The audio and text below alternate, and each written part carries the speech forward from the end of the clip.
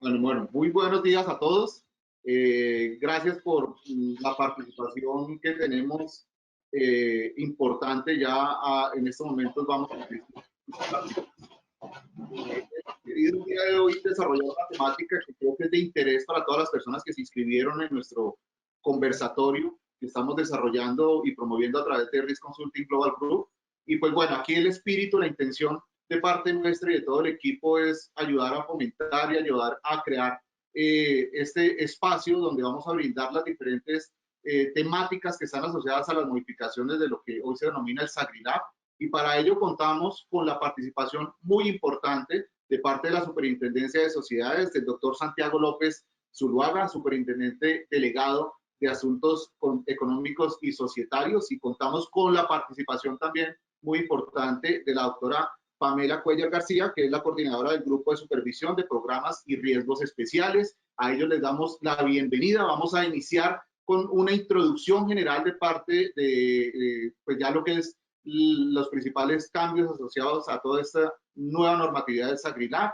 Como metodología dentro de lo que vamos a desarrollar, vamos a dar un espacio de preguntas que las vamos a estar coordinando con Luis Eduardo. Y bueno, doy una presentación general. Luis Eduardo, le doy paso para que detalles un poco más lo que es la metodología y la dinámica. Y bienvenidos a todos. Siéntanse con total libertad de preguntar todo lo que quieran. Las preguntas que no alcancemos a resolver hoy las vamos a contestar en un documento que lo vamos a publicar. Y pues bueno, aprovechemos este espacio, aprovechemos la presencia del doctor Santiago, de la doctora Pamela, de Juanita Ospina y de William Castellanos, que son gerentes de nuestra firma, quienes van a desarrollar con mayor rigor las modificaciones de esta nueva normatividad. Luis Eduardo, entonces te cedo un poco el paso.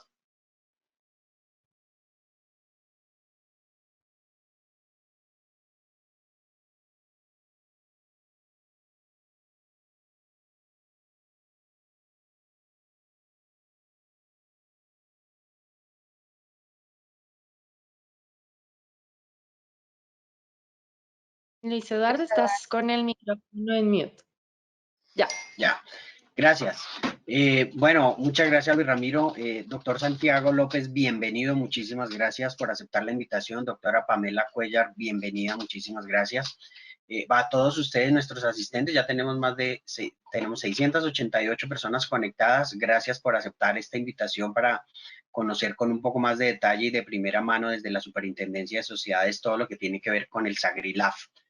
El doctor Santiago López Zuluaga, como lo dijo Luis Ramiro, es el superintendente delegado para asuntos económicos y societarios, es abogado de la Pontificia Universidad Javeriana, tiene estudios de MBA de Hull IBS, especialista en Derecho de Mercado de Capitales y Derecho Tributario de la misma Pontificia Universidad Javeriana. Bienvenido, doctor Santiago. También le doy la bienvenida a la doctora Pamela Cuellar, quien es abogada de la Universidad del Rosario, es también especialista en Derecho Comercial de la Pontificia Universidad Javeriana, lleva ya más de 6 años como abogada experta en la Superintendencia de Sociedades y también, como lo mencionó Luis Ramiro, hoy es coordinadora del Grupo de Supervisión de Programas y Riesgos Especiales. También una cordial bienvenida. A nuestros asistentes les quiero contar, ellos van a hacer una presentación inicial de los temas relevantes. Sin embargo, también ellos, la Superintendencia de Sociedades, tiene organizado un evento para el próximo 5 de febrero, que ya ellos también lo harán público. Entonces, bienvenidos. Luego de la intervención, pues vendrán las preguntas. Pueden hacer sus preguntas a través del chat. Entonces, sin más preámbulo, doctor Santiago López y doctora Pamela Cuellar, bienvenidos. Muchísimas gracias. Tienen ustedes la palabra. Bueno, muy buenos días a todos. Un saludo especial, doctor Luis Eduardo, Luis Ramiro, Juanita, William, por esta invitación, que para nosotros es muy importante poder tener estos eventos de pedagogía, poder mostrar y acercar las normas a cada uno de los supervisados y sociedades obligadas a cumplir con estos buenas prácticas e instrucciones de la superintendencia. Entonces, no, muy agradecidos con esta invitación. Como lo dijo el doctor Luis Eduardo, nosotros tenemos un evento programado para el 5 de febrero, que es este viernes, donde haremos el lanzamiento oficial del capítulo 10 de la circular básica jurídica, pero pues dada la invitación que nos hicieron ustedes desde prácticamente al día siguiente que lanzamos el capítulo, muy proactivamente, entonces aceptamos esta invitación, haremos un barrido muy general sobre el racionamiento, el raciocinio detrás de estos cambios, cuáles son los cambios más importantes y cuáles son los sujetos obligados eh, o los nuevos sujetos obligados a cumplir con las instrucciones del capítulo 10. Me acompaña hoy Pamela Cuellar, como ya la presentó muy bien el doctor Luis Eduardo, pues es parte del equipo de la superintendencia, así que pues a dos manos haremos esta presentación. Y pues quedamos atentos también a cualquier pregunta que tengan y los invitamos muy cordialmente a que asistan al lanzamiento oficial el próximo viernes. Los links para entrar a estos eventos están públicos en nuestras redes sociales, así que bienvenidos también a ese evento. Voy a proyectar la presentación, por favor, ustedes me dicen si la ven. Listo. Entonces, pues lo primero que hay que decir acá, esta va a ser una presentación un poco pedagógica y de forma académica. No vamos a ver casos puntuales, sino que vamos a mostrar esto de forma muy general. Los temas puntuales, pues, deben ser tratados de forma especial dentro de la superintendencia y bajo los mecanismos, digamos, de consulta al respecto. Pero pues cualquier duda que ustedes tengan respecto a lo que vamos a presentar, pues con mucho gusto pues la responderemos Pamela y yo al final de la presentación. Lo primero, ahí ya otra vez se me fue, ya. Los principales objetivos de la modificación, yo creo que nosotros los agrupamos en estas 10 casillas. La principal de ellas era actualizar la normatividad de nuestro capítulo a las recomendaciones del GAFI. Tuvimos varias recomendaciones que estaban pendientes de modificar, entre ellas pues estaban todos los temas relacionados con la actualización general de datos de registro de información, creación de temas puntuales de procedimientos en las debidas diligencias establecidas en el capítulo 10. Eso lo cubrimos, acá otra vez se me fue la pantalla. Esto lo cubrimos nosotros en nuestro capítulo. Estamos buscando profundizar el enfoque basado en riesgos. Para eso, pues tenemos unas grandes definiciones, como por ejemplo la definición de medidas razonables. Tenemos una definición importante sobre las políticas de riesgos de lavado de activos, financiación del terrorismo y proliferación de armas de destrucción masiva.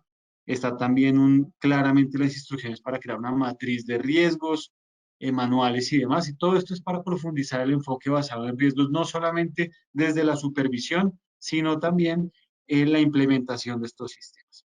Otro de los puntos claves era buscar profesionalizar la figura del oficial de cumplimiento. Esto porque teníamos muchísimos consultas y también varios procedimientos administrativos alrededor de la figura del oficial de cumplimiento, donde el oficial de cumplimiento no cumplía con las funciones establecidas en el SABRILAB, sino que solamente se establecía una persona dentro de la compañía para que cumpliera y tuviera el rótulo de oficial de cumplimiento sin tener las capacidades suficientes, el conocimiento suficiente y también el respaldo suficiente dentro de la administración para poder hacer esta actividad. Entonces, buscamos crear una figura de oficial de cumplimiento de forma profesional. Esto aquí se me está yendo. Listo. Un segundo. No estoy pudiendo bajar este de acá. Bueno, pues tenemos también, buscamos realizar una supervisión muchísimo más efectiva, actualizar las definiciones a la realidad actual, traer esas definiciones y convertirlas en unos pilares fundamentales dentro de todo el capítulo y que quede muy claramente cuáles son lo que estamos buscando y cuál es su significado alrededor de todo el capítulo, que no haya unos baches de interpretación como existían anteriormente respecto de temas puntuales y conceptos básicos puntuales. Buscamos promover una estructura y buenas prácticas de gobierno corporativo. Esto especialmente era poder crear una estructura donde quedara muy claro quiénes eran los responsables, no solamente de ejecutar e implementar el sistema, el SagriLab, sino también quiénes son los sujetos encargados de diseñar y controlar la implementación de este sistema. Entonces eso lo tenemos muy claro, tenemos unos capítulos especiales para los representantes legales, otro capítulo para la junta directiva o el máximo órgano social, capítulo para el oficial de cumplimiento, capítulo para la revisoría fiscal, que es un elemento muy importante de control de este sistema, también la auditoría interna cuando exista dentro de los sujetos obligados. Entonces eso lo tenemos muy claro y establecido de forma muy puntual, donde un punto importante es que el oficial de cumplimiento depende directamente de la junta directiva y la junta directiva es quien nombra al oficial de cumplimiento, no depende del representante legal. Eso es algo importante de resaltar acá, para que el oficial de cumplimiento pues tenga esa posibilidad de independencia que requería esta implementación o esta forma de prevenir y mitigar estos riesgos. Otro de los temas claves de las principales modificaciones es actualizar los riesgos asociados a la probabilidad de que las empresas puedan ser usadas o puedan prestarse como medio en actividades relacionadas, no solamente en temas de lavado de activos y financiación del terrorismo, como se conocía anteriormente, sino que ya estamos incluyendo acá la financiación de la proliferación de armas de destrucción masiva. Esto es un tema que también venía como recomendación Gafi, ya lo tenemos implementado y estamos dando el paso adelante para poder ir cumpliendo de mayor forma las recomendaciones Gafi. Claramente, pues la idea también bajo la política de supervisión general emitida por el señor superintendente de sociedades al inicio de su mandato, necesitamos actualizar este capítulo 10 a esa política de supervisión, que cuenta con 3 pilares fundamentales: el pilar de pedagogía, como estas capacitaciones. Nosotros buscamos poder buscar que la mayor cantidad de sujetos obligados conozcan estas normas, por parte del supervisor entiendan la razonabilidad atrás de cada una de estas normas a las que son sujetos obligados, y buscar de alguna manera también acompañarlos en la implementación de estos sistemas. Por eso es importante también contar con la participación de un gran número de sujetos obligados en estos foros. Vemos que hoy tenemos 878 personas pues en estos foros. Para nosotros es muy importante esto, porque la idea es de alguna manera buscar el cumplimiento de esta norma y no tener que llegar a los temas sancionatorios, que ese no es el objetivo de esta superintendencia. La superintendencia no busca sancionar, sino que todo lo contrario, busca que las mismas sociedades adopten estos temas de forma rápida y voluntaria en sus casos, de la mejor manera. Por eso también los tiempos de implementación creo que están alineados con la realidad actual. Tenemos, pues creo que los tiempos están claros y los periodos de implementación también quedaron muy claros en el capítulo 10. Buscamos fomentar la legalidad y la equidad. Esto es un tema donde buscamos prevenir y mitigar estos delitos. Entonces, creo que todos somos actores importantes en la búsqueda de mitigar y prevenir estos riesgos de la mejor manera. Nosotros tenemos que buscar, como dentro del tejido empresarial, que las empresas sean lo más legales posibles y buscar una equidad en todos estos temas. Así que, pues, ese es otro de los objetivos de esta modificación. Y por último, pues la idea era aumentar la base de sujetos obligados. Teníamos una base de sujetos obligados, Pamela, tú me corriges, teníamos ¿Cuántos con el capítulo 10 y cuántos estamos en este momento ya incrementando? Teníamos aproximadamente, Santiago, 1.400 sujetos obligados y esperamos aumentarlo aproximadamente a 8.300, 8.400 nuevos sujetos obligados. Esto es un tema, digamos que ese es el número de sujetos obligados que esperamos tener durante este año, pero por una norma de periodo de permanencia mínima establecida en el capítulo 10, yo creo que tendremos un incremento anual de más o menos el 15% de los sujetos obligados. Así que pues la idea es poderle llegar a la mayor cantidad de sociedades y sujetos dentro del tejido empresarial posibles. Buscamos también que esto lo adopten no solamente las sociedades que están obligadas, sino también aquellas sociedades pues que la quieran adoptar de forma voluntaria, que no están obligados. Y ya hemos tenido una gran aceptación respecto de esto. Las sociedades no están esperando a ser sujetos obligados para adoptarlo, sino que lo adoptan desde mucho antes, especialmente el régimen de medidas mínimas, que se los vamos a contar también a continuación. Entonces, las principales modificaciones, vamos a hablar, digamos, tenemos un SAGRILAF nuevo, también tenemos un régimen de medidas mínimas, principalmente enfocado a los APNFDs. Tenemos unas reglas de debida diligencia claras y contundentes dentro de esta regulación, no solamente debida diligencia general, sino debida diligencia intensificada para ciertos sectores y ciertos riesgos. Estamos hablando de activos virtuales. Creamos una categoría de sujetos obligados a cumplir con el SAGRILAF cuando sean sujetos, cuando realicen actividades con activos virtuales. Cambiamos la definición de beneficiario final, donde buscamos conocer hasta el último beneficiario, persona natural con el 5% de capacidad decisoria o participación en la compañía, hasta un 5% o desde un 5%. Hablamos del periodo de permanencia mínima, nuevos criterios también de sujetos obligados, y como les dije anteriormente, pues tenemos órganos responsables y la profesionalización del oficial de cumplimiento. El régimen de autocontrol y gestión del riesgo se compone de dos sistemas o de dos regímenes.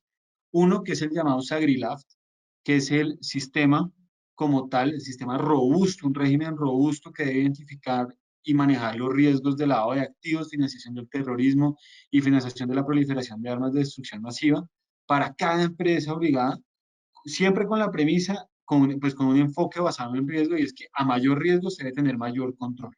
Por eso hacemos énfasis en la definición y los invitamos a que conozcan la definición de medidas razonables dentro del capítulo 10, que esa es la que nos genera, digamos, el umbral para determinar el riesgo en cada una de las actividades. Y tenemos también un régimen de medidas mínimas. Esto es porque no todas las empresas deben adoptar un régimen robusto de sistema de administración, pero sí deberían tener unas obligaciones puntuales, especialmente en la debida diligencia de conocimiento de sus contrapartes alrededor de los negocios que están desarrollando. Aquí quiero darle el paso a Pamela. Si quieres, Pamela, cuéntanos un poco sobre el SAGRILAF, cómo es el paso a paso, diseño, auditoría, divulgación y asignación de funciones para conocimiento de los presentes. Bueno, básicamente el SAGRILAF tiene un paso a paso que se divide en diseño y aprobación del sistema como tal. Es responsabilidad de la junta directiva o del máximo órgano social presentar el sistema como tal para previo presentación del oficial de cumplimiento como tal. Digamos que el proyecto de SAGRILAF debe ser presentado por el representante legal y el oficial de cumplimiento ante la junta directiva o máximo órgano social cuando la junta no exista como tal para su posterior aprobación. La aprobación debe constar en un acta de la reunión, y esto es un punto súper importante porque muchas veces pasa que el sistema lo aprueban internamente, pero no dejan constancia de esta aprobación, y esto es sumamente importante porque es como la prueba de que efectivamente este sistema se está empezando a implementar. Después tenemos como todo el tema de auditoría y cumplimiento del SAGRILAF. Entonces, digamos que la junta directiva o el máximo órgano social deben designar un oficial de cumplimiento. Como bien lo estaba mencionando anteriormente Santiago, El oficial de cumplimiento es esa figura, ¿sí? Que en este momento, pues además, este capítulo introduce la profesionalización del oficial de cumplimiento como tal. ¿Y qué quiere decir esto? Que se debe asegurar que la persona que designe la junta directiva cumpla con ciertos requisitos y ciertos estándares, ¿sí? Que se encuentre en la capacidad de poder, de ver, que conozca la compañía, que se encuentre en la capacidad de poder identificar los riesgos para presentar eventualmente un sistema adecuado conforme a las necesidades de cada compañía.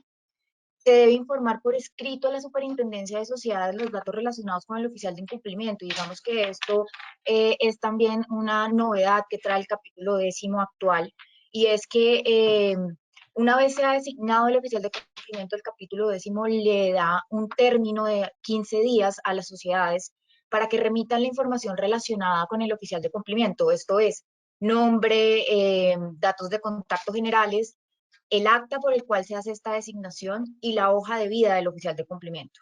¿Qué se quiere con esto? Que se puedan acreditar las calidades de estas personas que van a fungir en estos cargos.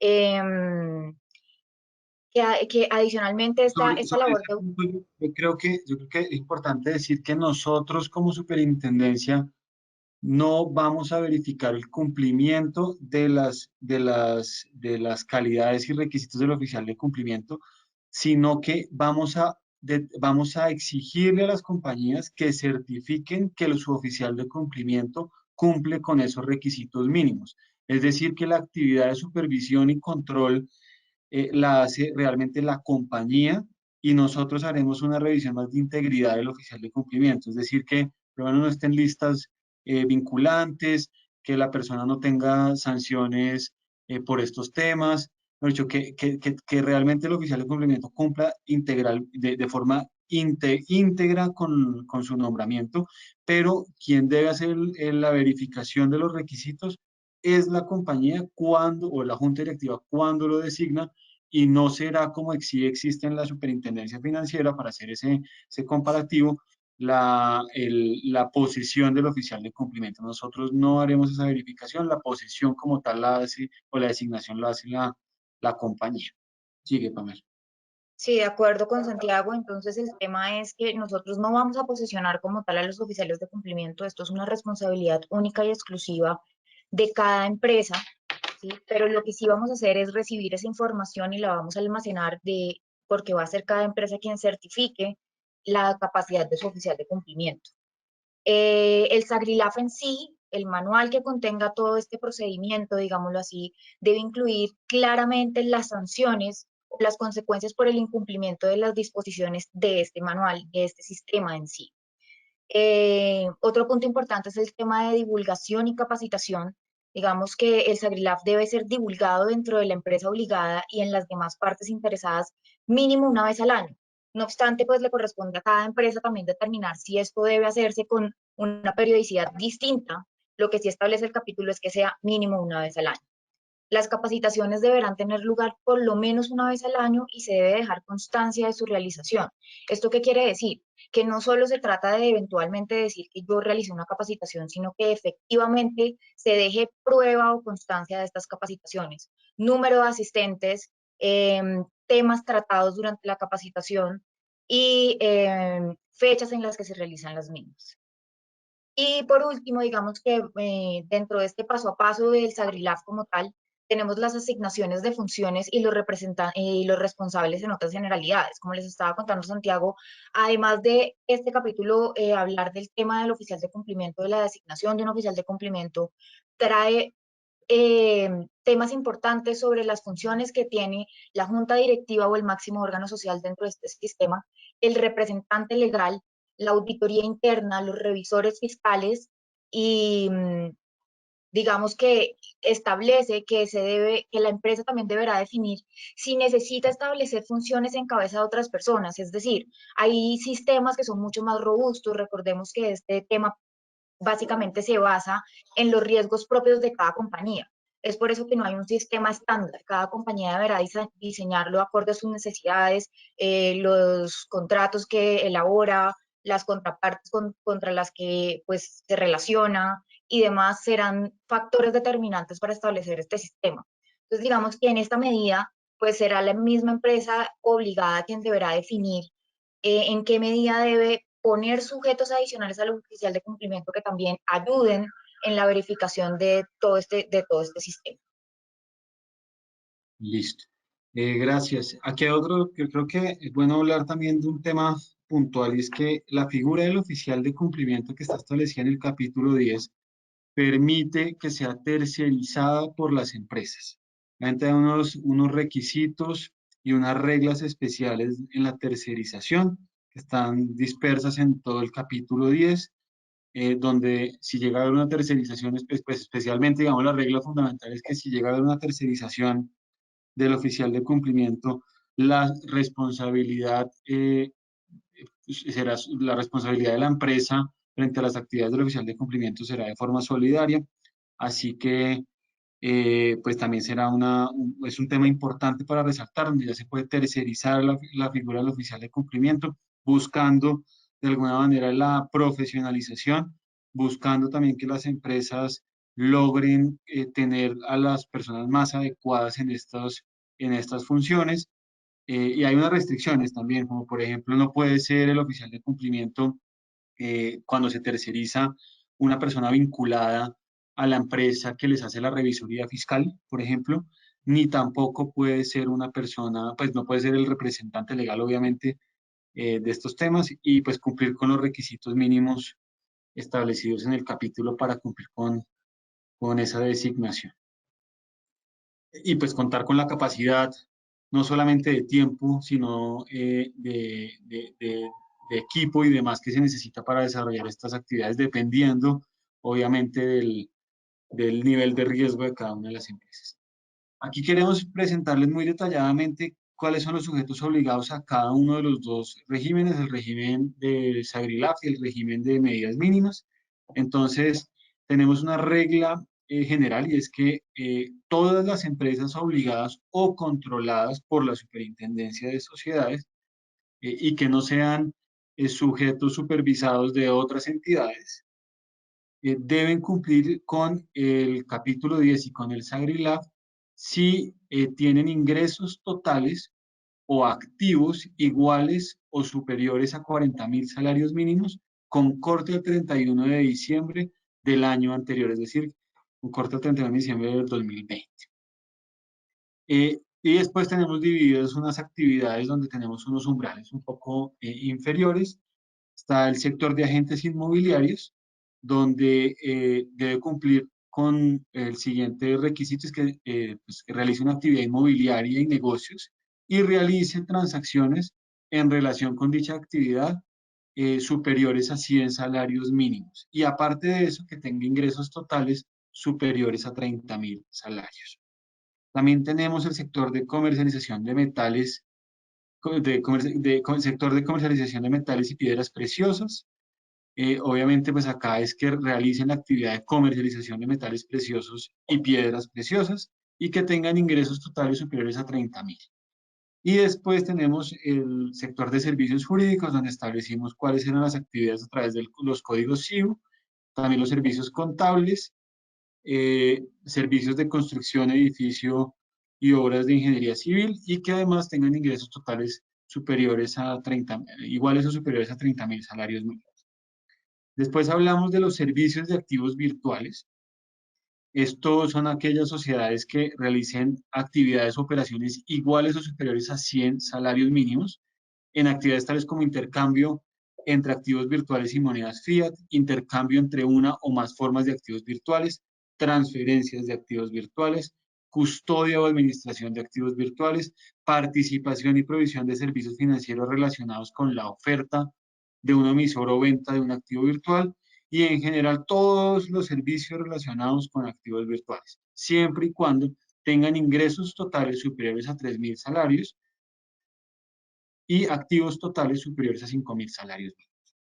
También tenemos como sujetos obligados a este SAGRILAF a los sectores de supervisión especial y regímenes especiales, que son las SAPAC, las libranzas, mercadeo multinivel, fondos ganaderos y factoring. Esto es sin tener como indicador los ingresos totales o activos totales, sino solamente por su actividad se convierten en sujetos obligados. Al igual que las empresas que reciban aportes en activos virtuales. Para eso los invitamos a que conozcan el concepto que emitió la Superintendencia de Sociedades a finalizar el año sobre activos virtuales, donde quedan muy claramente cuáles son las reglas para poder recibir activos virtuales como aportes en especie en capitalizaciones, por ejemplo, y también tener en cuenta que las empresas que reciben estos aportes se convierten en sujetos obligados si estos aportes son iguales o superiores a 100 salarios mínimos. Frente al régimen de medidas mínimas, y como lo dije anteriormente, o lo dijimos anteriormente, es un régimen simplificado, es un régimen especialmente enfocado a las APNFDs, también a que estos sectores tengan unos controles de debida diligencia de su contraparte. Los controles mínimos están establecidos en el capítulo. Este régimen, por ejemplo, no obliga a las sociedades a contar con un oficial de cumplimiento, pero sí deben realizar reportes de operaciones sospechosas ante la UBIAF. Para eso los representantes legales de estas compañías deben registrarse en el CIREL, y eso es una de las obligaciones que estas sociedades ya deberían estar empezando a cumplir para poder de alguna manera estar al día con este régimen al 31 de mayo de 2021. ¿Cuáles son los sujetos obligados a este régimen de medidas mínimas? Tenemos el sector de agentes inmobiliarios, con ingresos o activos, ingresos superiores a 3.000 y activos superiores a 5.000. El sector de comercialización de metales preciosos y piedras preciosas con ingresos superiores a 5.000, a 3.000 y activos, o activos, no es y, o activos superiores a 5.000. Sector de servicios jurídicos con ingresos superiores a 3.000 o activos superiores a 5.000. Y sector de servicios contables con ingresos superiores a 3.000 o activos superiores a 5.000. Frente al plazo para el cumplimiento, establecemos en el capítulo 10 que tanto el SAGRILAF como el régimen de medidas mínimas debe cumplirse a partir del 31 de mayo del año siguiente a que las sociedades hayan adquirido o las empresas obligadas hayan adquirido tal condición, es decir, con corte al 31 de diciembre del año anterior. Si al 31 de diciembre las sociedades cumplen con estos criterios, deben implementar este sistema y este régimen de medidas mínimas a más tardar el 31 de mayo del año siguiente.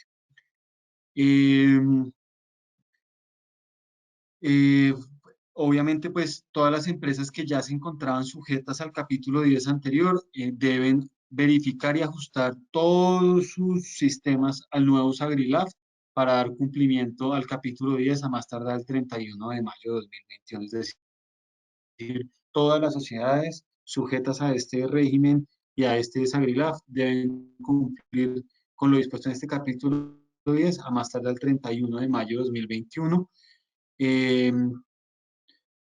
Esto es por acá. El periodo mínimo de permanencia, esto también es importante y, como les decía, es una forma también de aumentar el número de sujetos obligados y que las sociedades cumplan con estos sistemas, no por estar inmersos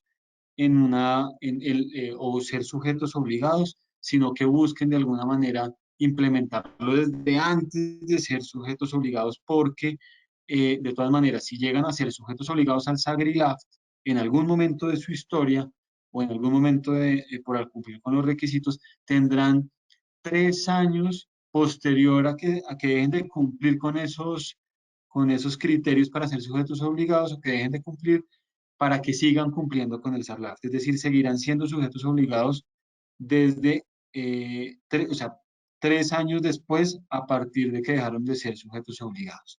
Y para el régimen de medidas mínimas será 1 año posterior a que dejen de cumplir con estos requisitos, o sean sujetos obligados. ¿Quieres, Pamela, continúa tú con las consideraciones adicionales y temas de buenas prácticas especialmente? Bueno, yo creo que aquí para complementar lo que está diciendo Santiago, resulta supremamente importante resaltar que la Superintendencia de Sociedades podrá impartir en cualquier tiempo instrucciones específicas a cualquier empresa sometida a su supervisión que no sea una empresa obligada al SAGRILAF o al régimen de medidas mínimas. Es decir, que pese a que no cumple con los requisitos dispuestos en este capítulo 10º, ¿sí? La superintendencia, cuando lo considere necesario, puede exigirle a las compañías sometidas a su supervisión que implementen bien sea el tema de el SAGRILAF como tal o el régimen de medidas mínimas conforme a las instrucciones que se impartan en determinado momento. Y pues digamos que otro punto importante para resaltar es pues recordarles que este tema de manera pedagógica y como buena práctica de gobierno corporativo, la implementación bien sea del SAGRILAF o del régimen de medidas mínimas en fin de lo dispuesto en el capítulo 10º como tal, resulta en una recomendación por parte de la entidad. Es decir, creo que es muy importante recordarles que independientemente de estar o no digamos, inmerso en estas obligaciones de implementar bien sea el SAGRILAF o el régimen de medidas mínimas, es muy importante desarrollar todas esas medidas para evitar, para evitar este tipo de flagelos. Digamos que precisamente este nuevo capítulo pues busca dar cumplimiento a esas recomendaciones que nos ha dado el GAFI sobre la materia, y yo creo que es muy importante que todos los países estemos alineados en una misma dirección. Y es precisamente esto lo que busca el GAFI con estas recomendaciones, y qué mejor que, si bien yo no soy una empresa obligada, tenga en cuenta las disposiciones y estas órdenes que está impartiendo la Superintendencia de Sociedades a través de este capítulo como una buena práctica de gobierno corporativo. Perfecto. Y para terminar, pues existe un régimen de sanciones que está, pues es conforme a lo establecido en el artículo 86 de la Ley 222, pues donde la superintendencia podrá emitir sanciones o multas administrativas hasta por 200 salarios mínimos por el incumplimiento de las instrucciones o órdenes. La idea de ninguna manera es poder ampliar este número de sanciones, sino todo lo contrario, buscar los correctivos necesarios y previos suficientes para el cumplimiento de este capítulo 10. Así que los invitamos también al cumplimiento de este capítulo 10 de forma voluntaria y también de forma rápida. Creemos que las actividades o las actividades que debe realizar la sociedad para implementarlo son realmente sencillas, rápidas de hacer.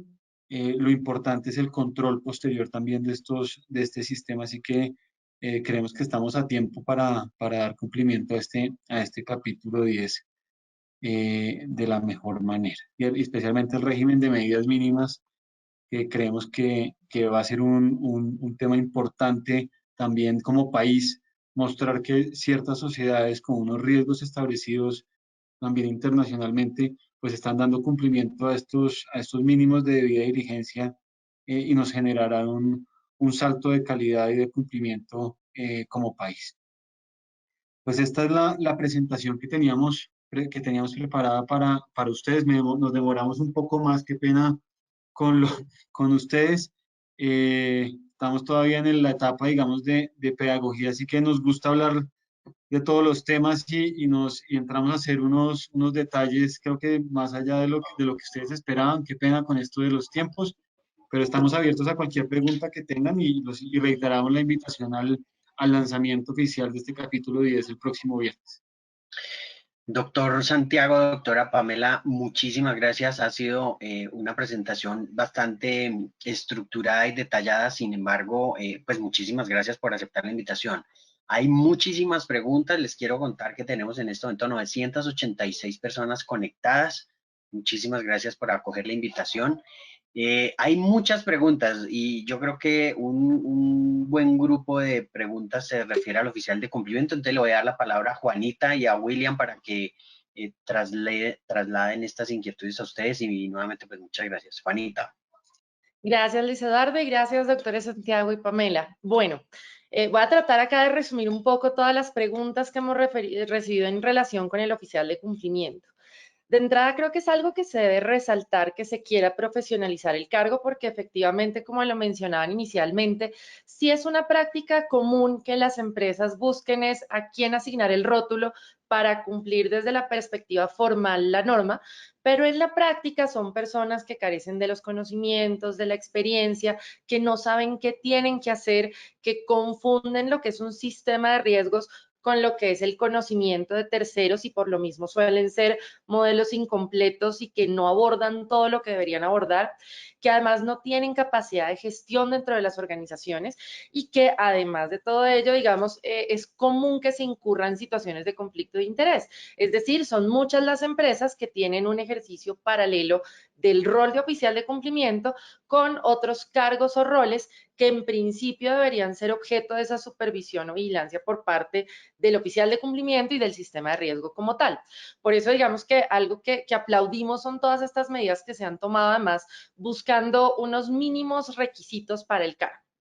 Sin embargo, esto también en la práctica conlleva otra serie de problemas y creemos que en esa línea es donde están apuntando muchas de estas preguntas.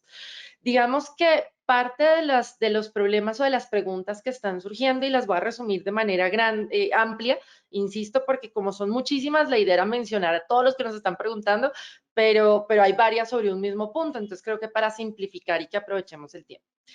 Lo primero es en relación con el conflicto de interés. Si bien es cierto que tenemos un grupo de empresas que no utilizan de manera adecuada la figura y ejercen simultáneamente roles que de alguna manera chocan, también lo es que muchas tienen un cargo que en esencia tiene esa situación de choque, pero que en el ejercicio práctico han tomado medidas para que esto no pase. Me explico.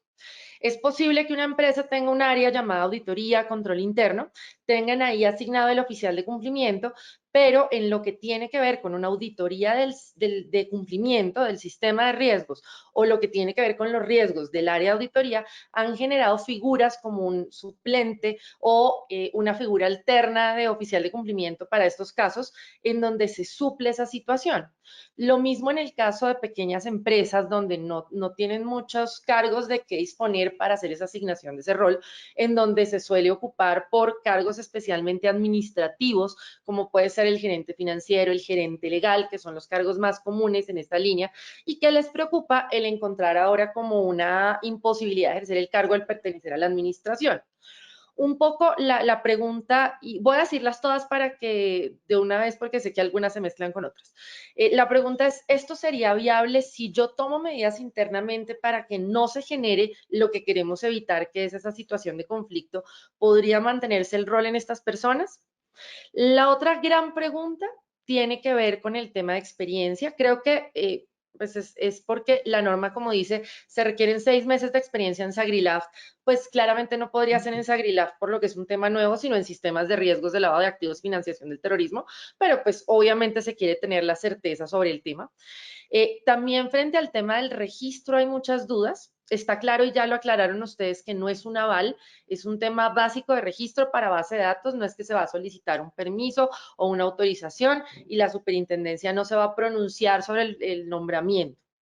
Sin embargo, sí hay muchas preguntas más en términos del cómo y sobre todo quienes ya tenían su oficial de cumplimiento nombrado, ya venían cumpliendo de alguna forma, si estos 15 días se cumplen desde el 21 de mayo o si desde ya empiezan a hacer el registro. Obviamente la circular dice a qué correo, los plazos, todo, pero pues nos están preguntando mucho si hay algún formato, si este plazo, insisto, aplicaría desde el 21 de mayo, desde ya quienes ya han hecho su nombramiento, si ya pueden empezar a enviar esta información y sería el correo electrónico que se dispone en la circular. Finalmente, también se hacen muchas preguntas sobre el suplente, el equipo de trabajo. Creo que en este sentido, más que todas las preguntas es, bueno, uno sí es obligatorio, que entendemos que no, porque la norma dice que se debe evaluar si se requiere y por lo tanto esa obligación de un suplente va a depender es de las necesidades de la empresa, pero en todo caso está claro que nunca puede faltar el rol. Es decir, en últimas, el suplente lo podemos entender como un cargo permanente de apoyo o como un cargo que suple al principal cuando el principal falta. Es decir, que si el principal se va de vacaciones, tiene una licencia, tiene una incapacidad o lo que sea, nunca nos vamos a quedar sin oficial de cumplimiento. Y en la misma línea preguntan si el suplente debería cumplir los mismos requisitos del principal, que si lo va a reemplazar, uno asumiría que sí. Es decir, si es parte de su equipo de trabajo, pues es un apoyo, en ese sentido uno diría, la norma no establece ningún requisito, pero si va a hacer las veces de principal en algún momento, para fungir ese rol debería cumplir los requisitos, esa es la pregunta. Y ya finalmente, es más de pronto para adicionar a los temas que ustedes han mencionado, Como acá se empieza a hablar de la posibilidad de tercerizar, sobre todo esto creo que le abre la puerta a muchos grupos empresariales que durante mucho tiempo tuvieron el problema porque la norma anterior era muy clara en prohibir que se tuviera un único sistema para un grupo, y de hecho hay un concepto de las supersociedades que decía, si se exige que cada empresa tenga su sistema, cada sistema tiene su oficial.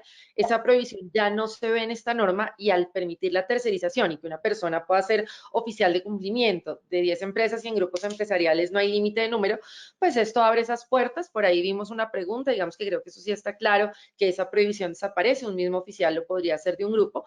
Importante en estos casos es garantizar que no se olvide el requisito de conocimiento de la empresa, porque claramente al ser una persona externa, hay que generar los mecanismos que posibiliten la capacidad de acción, los canales de comunicación, el acceso a la información para ejercer su rol, y sobre todo si es un tercero, que se empape realmente, porque lastimosamente, y eso nos ocurre mucho, y sobre todo con mis colegas abogados, que cada vez que surgen oportunidades como estas, que no debemos negar que también son oportunidades comerciales, surgen un montón de expertos nuevos en el tema. Entonces, suelen existir ahora este rótulo, pero en un tercero al que le pagamos. Entonces, para evitar esto, aseguremos que realmente la persona se tome seriamente el papel, se empape y generemos los canales que posibiliten el ejercicio de la actividad. Y en todo caso, que eso también lo posibilita la norma, no olvidemos que hay alternativas intermedias.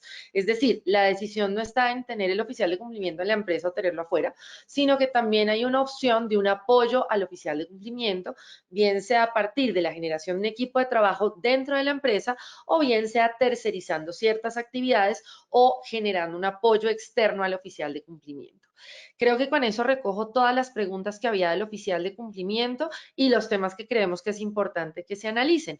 Igual queda abierta la generación de inhabilidades o incompatibilidades adicionales. Recuerden que la norma fija un mínimo, pero internamente cada empresa puede fijar las que correspondan. Y también nos preguntaban si esto no se cumple, qué sanciones habría, pero creo que eso se respondió con la última parte de la presentación. Es el mismo régimen sancionatorio que aplicaría por cualquier incumplimiento de la norma, que puede ser por no cumplir el rol del oficial de cumplimiento, las capacidades o las funciones que le han sido asignadas. No sé si dejé alguna de las preguntas sobre oficial de cumplimiento por fuera, y si no, pues ya les daría la palabra para que, si nos pueden ayudar con estos temas. Lo que hiciste fue un gran resumen, Juanita, ya he dicho, dejémoslos hablar.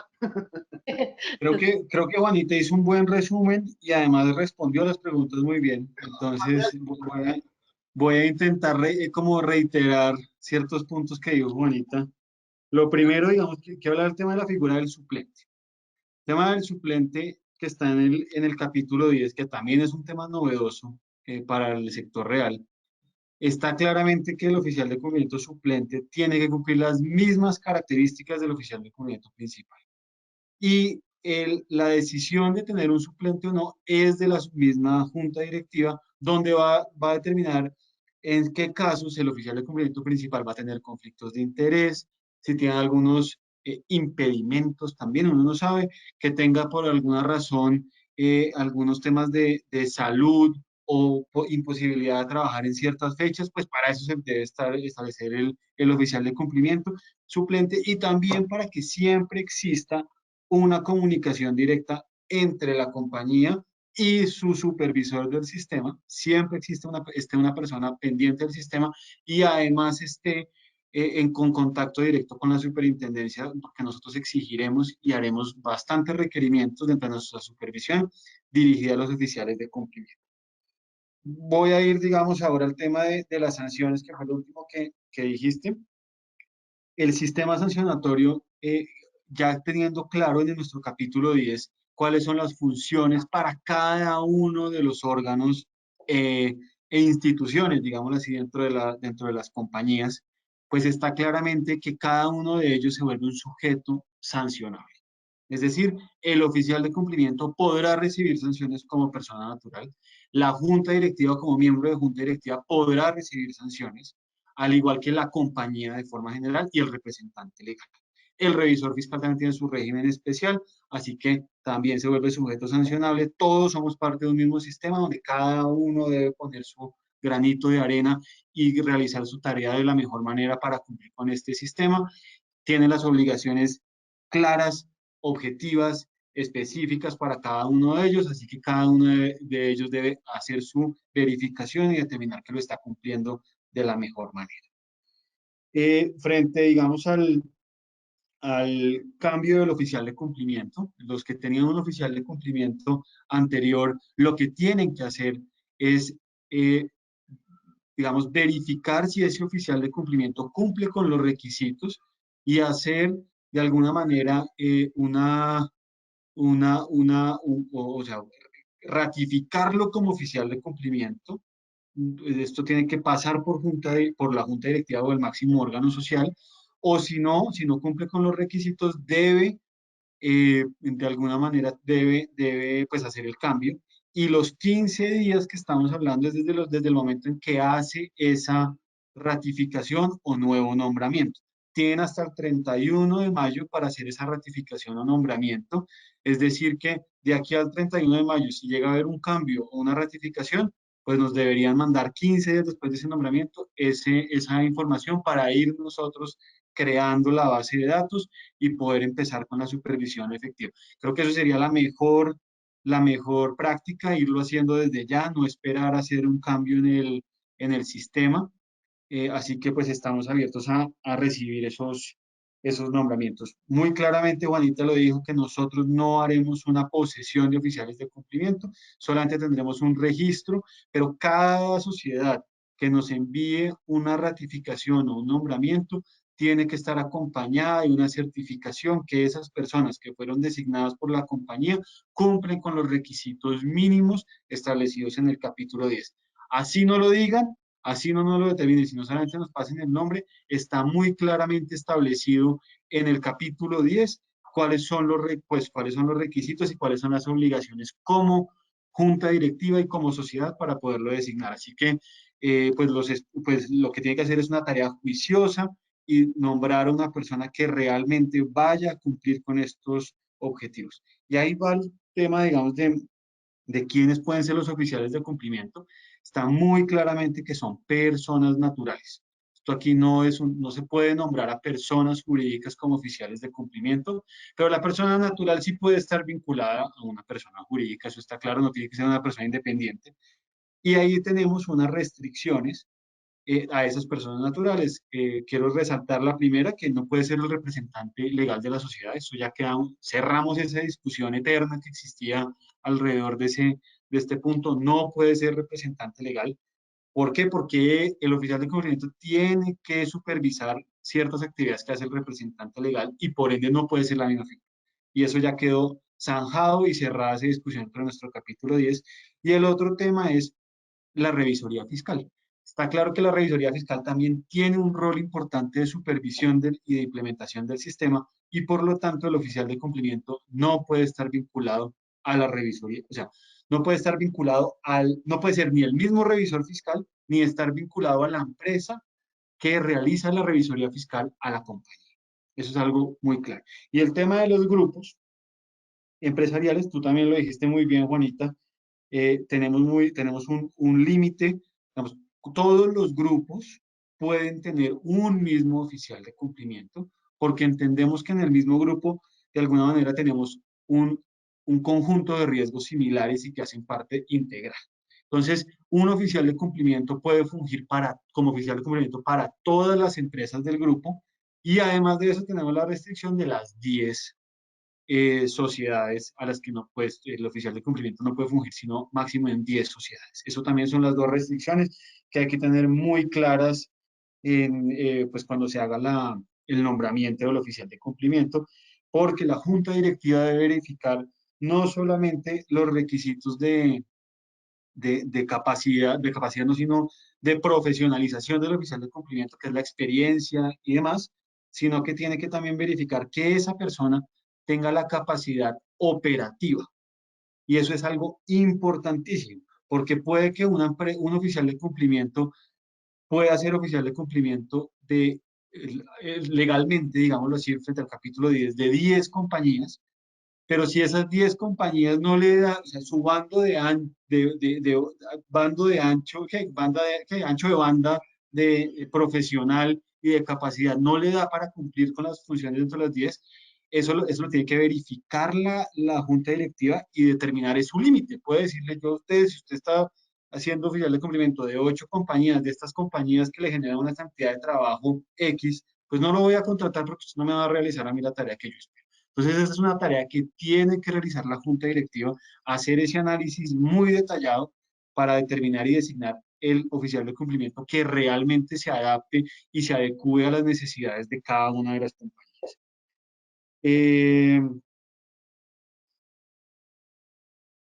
Creo que ahí respondí todo, Juanita. Yo aquí en todos mis apuntes de las varias preguntas que me hiciste, creo que ahí está cumplido. No sé, Pamela, si tú quieres aclarar algo. Solo una cosita de pronto. No, yo creo Control interno, auditores y cargos administrativos, gerentes financieros, jurídicos. Si se podría plantear una alternativa de conflicto de interés para que estas personas puedan continuar ejerciendo el cargo. Ahí no tenemos una restricción. Eso está clarísimo que esa restricción no está en el capítulo 10, es decir, que puede ser el mismo auditor. Te lo digo con toda la franqueza. Pero existe también la obligación de la Junta Directiva de verificar la capacidad y de verificar los temas de conflicto de interés, que es una de las funciones de la Junta Directiva, que aunque no quedó expresamente dentro del capítulo 10, que no era necesario, pues los tiene que verificar dentro de, pues, de sus funciones como Junta Directiva. Así que eso es parte de las actividades que tiene que hacer pues en la designación de quién puede ser. Nuestra recomendación y buena práctica es que debería ser una persona que no tenga funciones de supervisión y de auditoría del sistema. Debería ser una persona totalmente ajena al mismo sistema. Ojalá, por eso la tercerización para nosotros la vimos muy viable y es porque es la forma de alguna manera de sacar de la compañía y sacar del día a día al oficial de cumplimiento, pero que tenga la capacidad de tener acceso al día a día. Entonces eso es importante también.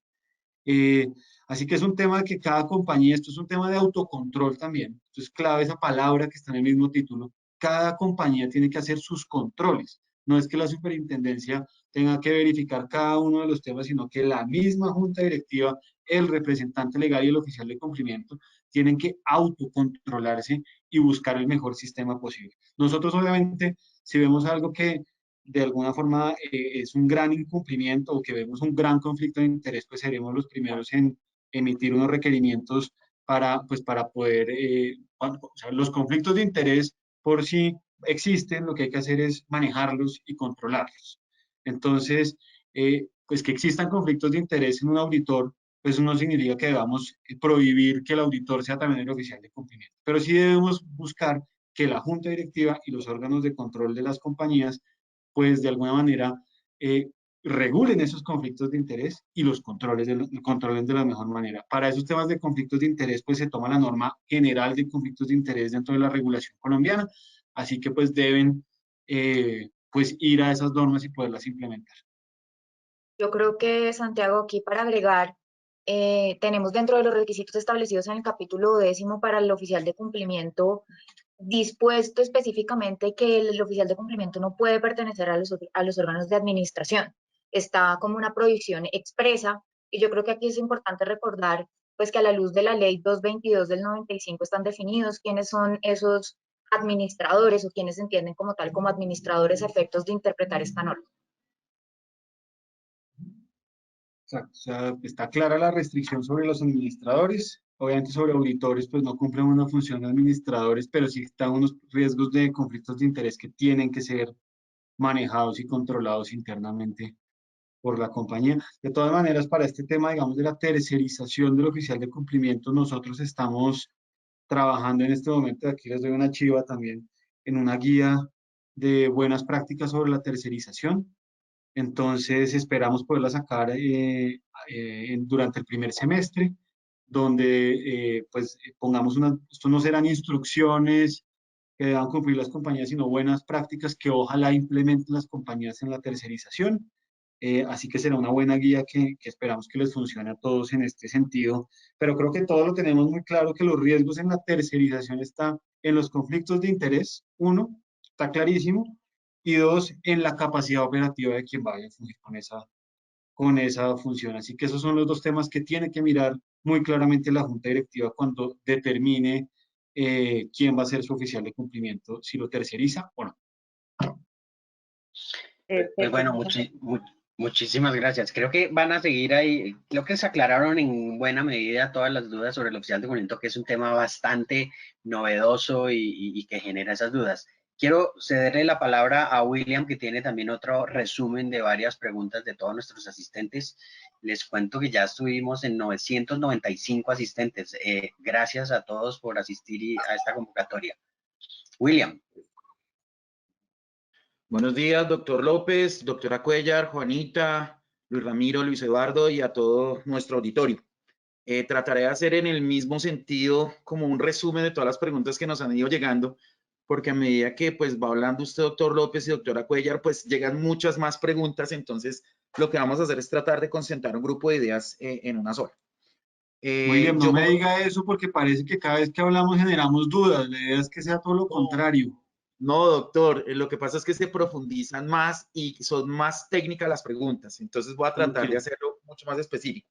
Por ejemplo, una de las dudas que están llegando durante todas estas preguntas es que, pues, en muchas de las empresas, pues, por el sistema antilavado en Colombia, pues, se están generando otros sistemas de administración de riesgos de lavado de activos. Por ejemplo, soy transportador de carga terrestre, Super Sociedad me genera un nuevo sistema de administración, o bien sea que yo traía un SAGLAB y ahora implemento un SAGRILAB, debo cambiar ante la junta directiva. Y adicionalmente, una gran pregunta que tienen todos es el hecho de que qué cifra tomo como cierre, porque si yo tengo un nivel de activos calculado, ese nivel de activos debe ser a cierre de 2020, debe ser un cierre definitivo, final, un cierre preliminar. Y también me dicen, no, mire, pues yo soy un grupo empresarial, ya el doctor López lo ha aclarado, pero si yo tengo más de 10 empresas con esa restricción, ¿puedo tener un solo oficial? O sea, si tengo 20 empresas, ¿puedo tener un solo oficial? Y adicionalmente, si mi oficial de cumplimiento suplente es obligatorio, ya el doctor López lo aclaró que las características deben ser similares, y adicionalmente me dicen, bueno, o sea, son como más técnicos, me dicen, bueno, y si yo tengo una junta directiva que está en una sucursal extranjera y mi matriz está en una sucursal extranjera, ¿cómo debo reportar? Y me cruzan el tema que venía acotando la línea que traía Juanita en relación con las 3 líneas de defensa del riesgo que menciona la norma, y me decían, bueno, si yo soy de la tercera línea de defensa, o sea, ente de control, pues estoy o no está inhabilitado. Ya el doctor lo ha aclarado, pero pues quieren clarificar específicamente sobre las líneas de defensa del riesgo, si estas personas pueden o no tener ese conflicto. Y si yo tengo ese conflicto o no lo tengo, si yo puedo tener esa habilidad de cargo, si no tendría ningún impedimento frente a la ejecución, por ejemplo, de ser el contador y oficial de cumplimiento, auditor y oficial de cumplimiento. O si no fuera la tercera línea, ser el tesorero y oficial de cumplimiento. Tienen esas dudas. Y asimismo, una pregunta que nos llama la atención y que no es muy reiterativa también en el chat que nos están enviando ahorita, y es el hecho de que ¿cómo debo notificar a la super? El hecho de que he sido posesionado en ese gran cargo que es ser oficial de cumplimiento. ¿Tienen algún formato? ¿Es solamente en el correo? ¿Debe haber algunas reglas para el envío del correo para su entendimiento? Yo creo que ahí condensaría como todo el grupo de preguntas que hemos elaborado y pues basándolo también en lo que ya ha acotado Juanita y el doctor López y Pamela. Frente a la tercera línea de defensa, yo creo que Basilea es muy claro en los conflictos de intereses, pero pues sería bueno que ustedes desde la superintendencia, doctor López y doctora Cuella, pues aclararan al auditorio estas dudas. Muchas gracias. Bueno, pues lo primero es el tema de la, gente bien, hay muchas sociedades que ya tenían que cumplir con el llamado SARGLAFT. Pues obviamente tienen que adecuar sus sistemas y son sujetos obligados al SAGRILAFT y tienen hasta el 31 de mayo de este año. Entonces eso es lo primero. Sí tienen que ajustarlo, no tienen, o sea, por el simple hecho de tener un SAGRILAFT conforme a los lineamientos anteriores, no significa que estén cumpliendo con el SAGRILAFT, así que tienen que hacer una revisión, verificación y ajuste. Obviamente, esto ya tiene la tarea muy adelantada porque los cambios de fondo, digamos, en cuanto al sistema, pues debieron haber hecho tener una política de riesgo establecida, una matriz clara para poderlo haberlo establecido, las medidas razonables haberlas identificado en su momento, así que la adecuación sí la tienen que hacer, y eso la tienen que hacer hasta el 31 de mayo.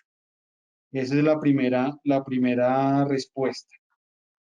La segunda respuesta es el tema del número de oficiales de cumplimiento cuando hacen parte de grupos.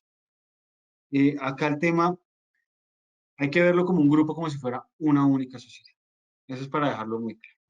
Es decir, que puede ser oficial de cumplimiento de 10 grupos, sí, sí lo puede hacer, porque estamos hablando de un mismo riesgo prácticamente. Pero eso lo insisto en el tema de que la junta directiva tiene que evaluar si esa persona tiene la capacidad operativa, técnica, administrativa y demás para poder realizar su función. No solamente buscar como llegar a ese umbral, ese máximo de 10, eso no debe ser solamente lo único que verifica, sino verificar más a fondo las capacidades del oficial de cumplimiento. Porque con eso la respondí muy tajantemente, esa es la idea. Obviamente estos son temas que hay que evaluarlos con el tiempo, hay que evaluar también de alguna manera si vemos algún incumplimiento en el camino de los oficiales de cumplimiento, que sean oficiales de cumplimiento de varios grupos, pues nos va a tocar cerrar esa brecha si vemos. Pero esto es un tema por eso insisto, es un tema de autocontrol, donde nosotros no tenemos que poner unas reglas tan estrictas y cerrar mercados, sino todo lo contrario, abrir mercados, ser parte del mismo ecosistema y claramente pues esto dependerá de la implementación de cada una de las sociedades y el autocontrol es muy importante. Y insisto, por eso está en el título el tema de autocontrol y ahí es donde tienen que enfocarse cada una de las empresas. Y ahí va también el tema de la tercera línea. ¿Un contador puede ser oficial de cumplimiento? Sí, sí puede ser, pero hay que tener en cuenta que ese oficial de cumplimiento le debe reportar directamente a la junta directiva los temas de oficial de cumplimiento. No le tiene que reportar ni a su jefe en segunda línea, ni al representante legal en primera línea, sino que él pasa a ser segunda línea, digámoslo así.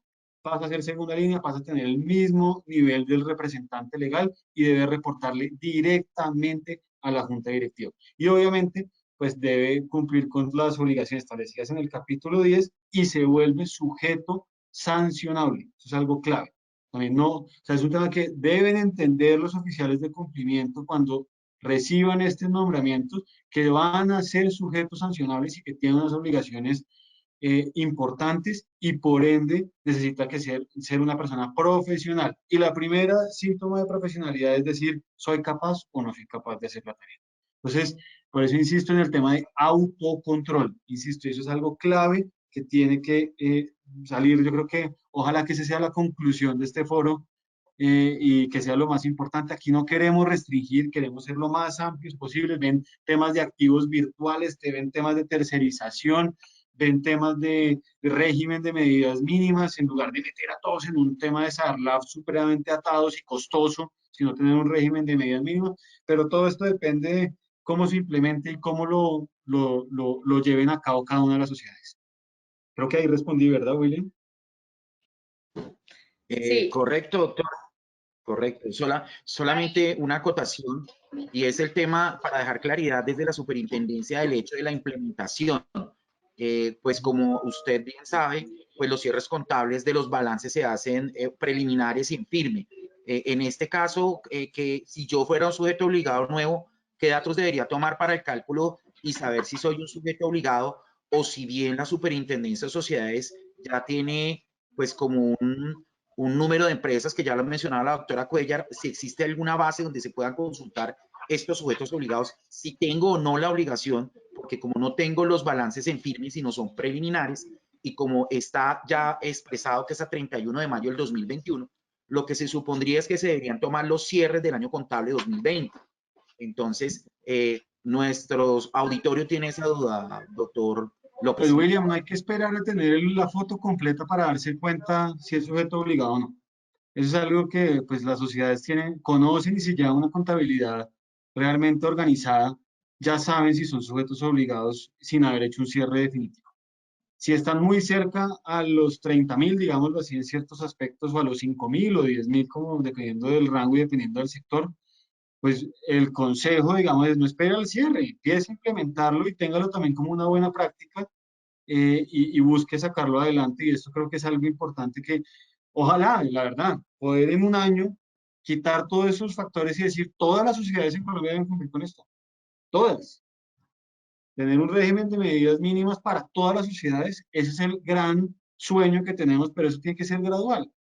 Y este es el primer paso que estamos dando para eso, porque creo que todas las sociedades tienen que tener por unos mínimos de debida diligencia de conocer quiénes está pagando, quiénes son sus proveedores, verificar las listas vinculantes, no contratar con cualquiera. Esto es un tema de competencia también, donde hay muchas sociedades que son muy juiciosas con estos temas y las que no son juiciosas pues no tienen por qué prácticamente pertenecer al mismo ecosistema. Entonces, esto es un tema más de política pública, esto es un tema hacia dónde queremos ir y no esperar a estar en ese, cumplir con la foto final para establecer un sistema. No, las sociedades tienen una obligación de llevar su contabilidad de forma constante, reiterada, así que tienen la foto, aunque sea borrosa, al 31 de diciembre, y si saben que están muy cerca y que por alguna razón van a llegar a ese límite con la foto final, los invito a que vayan implementando el sistema como una buena práctica y sí tenemos una base de datos muy clara con los cortes que hemos hecho de las sociedades preliminares que nos enviaron al 30 de junio. También tenemos unos cortes ahí donde podemos ver quiénes serían los sujetos obligados, que nos sirvió también para tener esta base de datos y poder llegar a estos umbrales. Esto fue una tarea realmente muy juiciosa, numérica, técnica, para verificar también la capacidad de la superintendencia en la supervisión y también la capacidad de las sociedades en la implementación. Por eso, insisto en que es un tema que no es más allá de generar unas políticas claras alrededor de la compañía y unos roles específicos con unas obligaciones muy claras en el sistema que invitamos a todas las sociedades a cumplirlo de forma pues inmediata, o sea, no esperar hasta el 31 de mayo para poder dar cumplimiento a esto, eh, y más sabiendo pues que es una coyuntura donde necesitamos cerrar cada vez más estas brechas de los riesgos de lavado de activos, financiación del terrorismo, especialmente en una coyuntura tan difícil en la que vivimos. Es importante cerrar esas brechas en protección de todo el ecosistema. Entonces, esa es una de las razones también que deberíamos incluir en esta presentación, Pamela. Creo que la coyuntura de COVID es clave y vemos documentos de Gafi donde vemos que las sociedades que no cumplan con unos sistemas mínimos están siendo usadas alrededor del mundo como objetivo también para esto. Así que, pues los invitamos a esta implementación.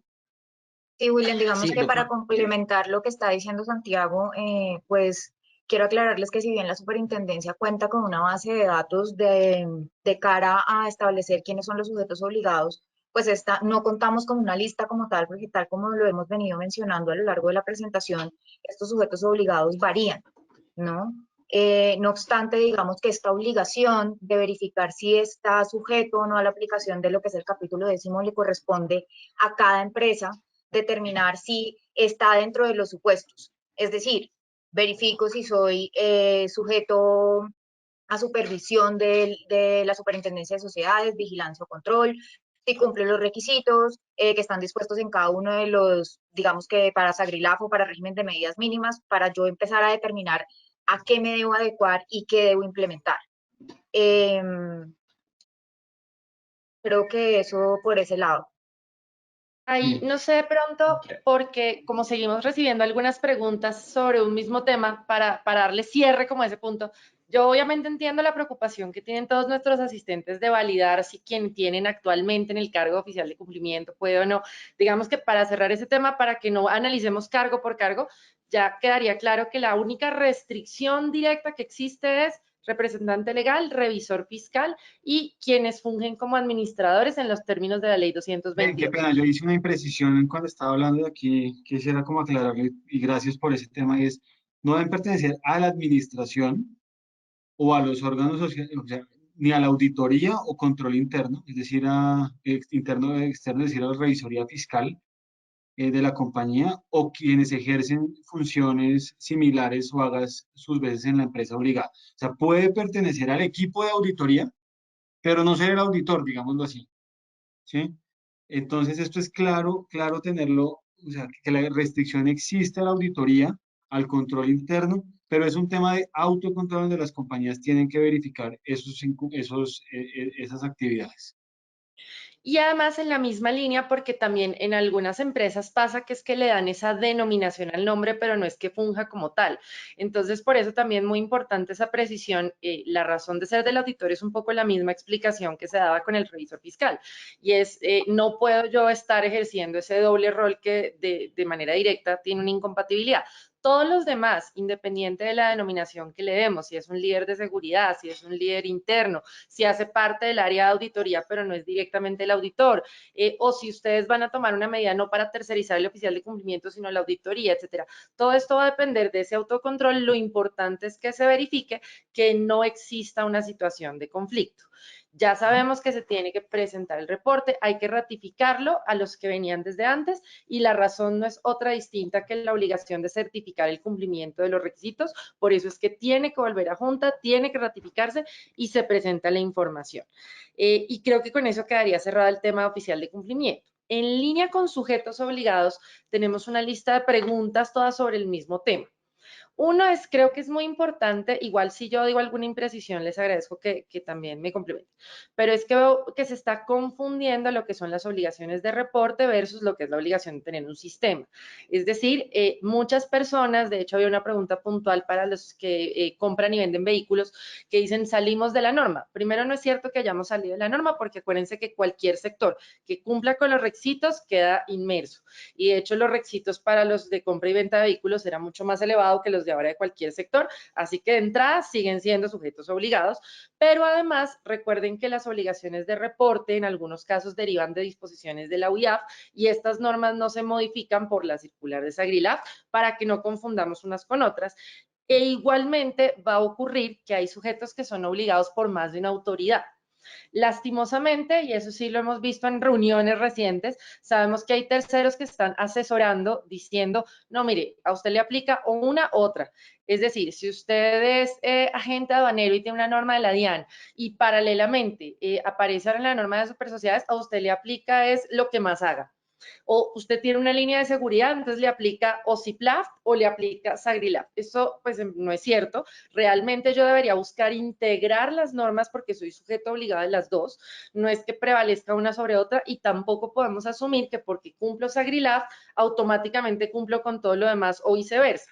Es muy importante que cada empresa determine a qué están obligados, todas las normas que les apliquen, dependiendo de las líneas de trabajo, sectores donde se desenvuelven, autoridades que los supervisan y vigilan e inspeccionan, régimen, porque además tenemos también personas que están sujetas a régimen público-privado. Entonces, esto no quiere decir que si adoptó SAGRILAF desaparece la obligación de MIPG de tener un plan anticorrupción y atención al ciudadano. Es decir, son cosas que no deberían cruzarse.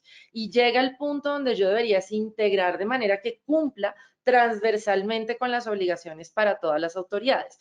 Esto, digamos, es nuestra postura, pero quiero igual que ustedes nos confirmen si es así, porque hay muchas preguntas de yo soy empresa de tal, yo tengo una línea, yo cumplo CIPLAF, pero además también porque esto va a ser fundamental para que ustedes definan su punto de partida. Todo el mundo está tomando su plan de trabajo como si migraran de un SAGRLAF a un SAGRILAF.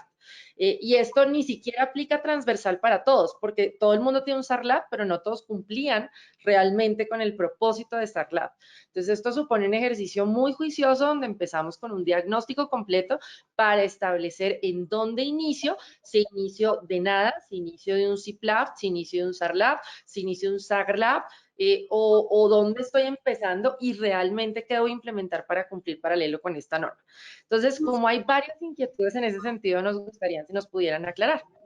No sé si me escuchas, Juanita, de hecho, algunas que tienen que ver con o están obligadas incluso a SAGRLAF 4.0, cuando tienen algún régimen de vigilancia especial y aún así son vigilados por Superintendencia de Sociedades. Pero sí es conveniente porque empieza a asociarse de que de pronto, inclusive el mismo SAGRLAF 4.0, quien tenga SAGRLAF 4.0 de superfinanciera, cumple con todas las demás disposiciones. Sí, es muy oportuna el comentario y pues bueno, doctor Santiago, doctora Pamela, ¿qué opinión les merece esta situación en particular? Porque es una duda muy común en varias empresas. Ahí hay un punto y es clave mirar la definición de sujetos obligados dentro del capítulo 10. Y ahí claramente tenemos que son aquellas sociedades que no estén sujetas a supervisión de otra entidad. Eso significa que, y ahí voy un poco en contra de lo que acaba de decir Luis Ramiro, si una sociedad es sujeta al régimen del SARLAF 4.0, no es sujeto obligado al SAGRILAF de la Superintendencia de Sociedades. Nosotros ejercemos una supervisión residual, es decir, que donde haya una supervisión de otra superintendencia o ente de supervisión, nosotros no tenemos, digamos así, competencia y no los estamos incluyendo de forma expresa dentro del capítulo 10. En cuanto al tema del tema de la DIAN, por ejemplo, la DIAN no ejerce una actividad de supervisión, por ende, los sistemas que establezca la DIAN son independientes y complementarios al sistema de la Superintendencia de Sociedades. Entonces, las sociedades que sean sujetas a los sistemas de la DIAN y al sistema establecido por la Superintendencia en el capítulo 10 deben cumplir los dos de forma independiente. Y no es porque cumplan con el capítulo 10 que estén cumpliendo con los sistemas de la DIAN o viceversa. Cada uno son independientes y cada uno tiene unos regímenes de control y de inspección totalmente pues, diferenciados. Tantas preguntas, Juanita, que ya no sé si respondí todo o no. Ahí de pronto precisar, porque si te soy sincera, no soy consciente en la circular donde dice que si no es vigilado por otro, realmente dice que es sujeto a vigilancia y la actividad principal, y sobre todo también para, en caso que sea el residual, si esto está ligado entonces a cuál sería la actividad principal, porque realmente hay personas que en esencia son supervisadas es por supersociedades y la actividad residual está vigilada, por ejemplo, por supervigilancia. Eso puede llegar a pasar. De hecho, lo mismo ocurre con sector financiero. Y lo otro era la diferencia entre la obligación de reporte y la obligación de tener un sistema de riesgos. Y como te digo, la partecita de la circular para que haya claridad absoluta para todo el mundo. ¿Cuál parte, perdón, cuál parte era circular? Que nos señalabas que la circular dice que siempre y cuando no esté vigilada por otra superintendencia. Ah, sí, eso Ahorita eso míralo lo en la... encontramos. Dale, sigue, Pamela. No, eso lo vas a encontrar también en las definiciones y en el numeral cuarto del capítulo 10 hay una nota al pie de página que, si no estoy mal, de hecho sí, es la nota número 7, donde dice siempre y cuando no estén vigiladas por otra entidad y tengan un régimen de vigilancia especial en razón de su actividad. Esta nota está repetida en varias partes del capítulo y pues básicamente esa es la referencia a la que se está refiriendo Santiago. Pero sí varía si la actividad es la principal o no tiene nada que ver. Tú no puedes ser realmente, o sea, tú no puedes ser supervisado por las dos, y ahí está la restricción como tal. Si una, o sea, es más, ahí levanto la mano, si una sociedad está pagando dos contribuciones a la superintendencia, revise, porque no puede, no debería, ¿sí? Nosotros somos los residuales y los que, y si le está pagando a la superintendencia de sociedades y a otra superintendencia, pues levante la mano y mire si realmente debería pagar a las dos o solamente a una, porque solamente debe tener un ente de supervisión por su actividad. Si es principal, pues es especializada, está supervigilancia, supertransporte, supersalud, superfinanciera. Si es por un tema residual y por un tema societario como tal, pues sería la superintendencia de sociedades. Entonces ahí creo que pues vale la pena también ese tema de revisión de las sociedades y verificar ese tema también desde la contabilidad. Doctor López, una pregunta. En ese orden de ideas y con la idea que usted viene trayendo, por esas razones que se eliminaron algunos temas que venían en el SARLAF anterior, en específico, clubes de fútbol, casas de cobranza y otros, precisamente por eso que usted acaba de mencionar, doctor. Gracias.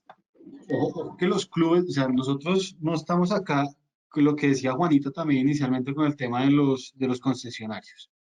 Nosotros sacamos varios sectores particulares, pero los incluimos dentro de la regla general. Eso nos lleva a tener muchísimos más sujetos obligados. Y no es que los estemos sacando a los clubes de fútbol. Los clubes de fútbol también son sujetos obligados nuestros, a menos que estén supervisados por el Ministerio del Deporte, que también el Ministerio del Deporte tiene funciones de supervisión frente a un tipo de clubes de fútbol, digámoslo así. pero los que son sujetos a la supervisión de la Superintendencia de Sociedades deben cumplir con el SAGRILAF o el régimen de medidas mínimas. No, el régimen de medidas mínimas no, con el SAGRILAF en este caso sí cumple con los umbrales de los 40.000 salarios principalmente. Muchas gracias. Perdón. Doctor López, quiero abordar un tema que también es bastante novedoso y que ha generado bastantes preguntas. Tiene que ver con los activos virtuales. Perdóname, de Entonces, pronto antes del tema de activos virtuales, solo para cerrar ese tema, porque también está esa pregunta, para que después no volvamos sobre el mismo tema. Entonces, realmente no tiene que ver tanto si tengo más actividades o no, sino es definir realmente de quién soy supervisado.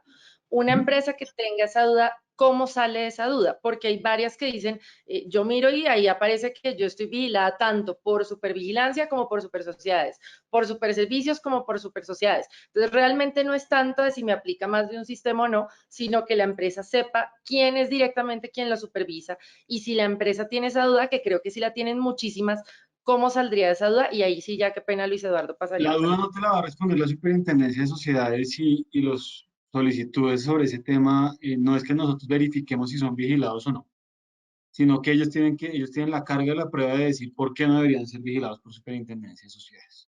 Y eso es lo que tienen que demostrar, lo pueden presentar como un derecho de petición ante la Superintendencia, puede ser cualquiera de las superintendencias demostrando las razones, los criterios de vigilancia están muy claramente en la ley, y si llega a haber una doble vigilancia o doble supervisión, pues es un tema de un error de registro que se puede arreglar y que se debe arreglar, y la carga de la prueba está pues a cargo de la sociedad.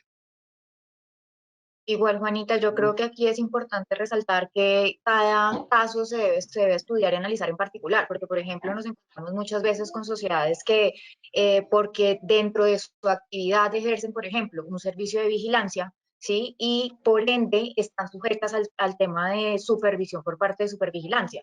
No obstante, eso no les quita la obligación de cumplir con todo el tema del capítulo 10, ¿no? Entonces, creo que es una pregunta que no se puede responder de manera puntual, pues cada caso se tiene que entrar a analizar dependiendo pues de las particularidades de cada uno.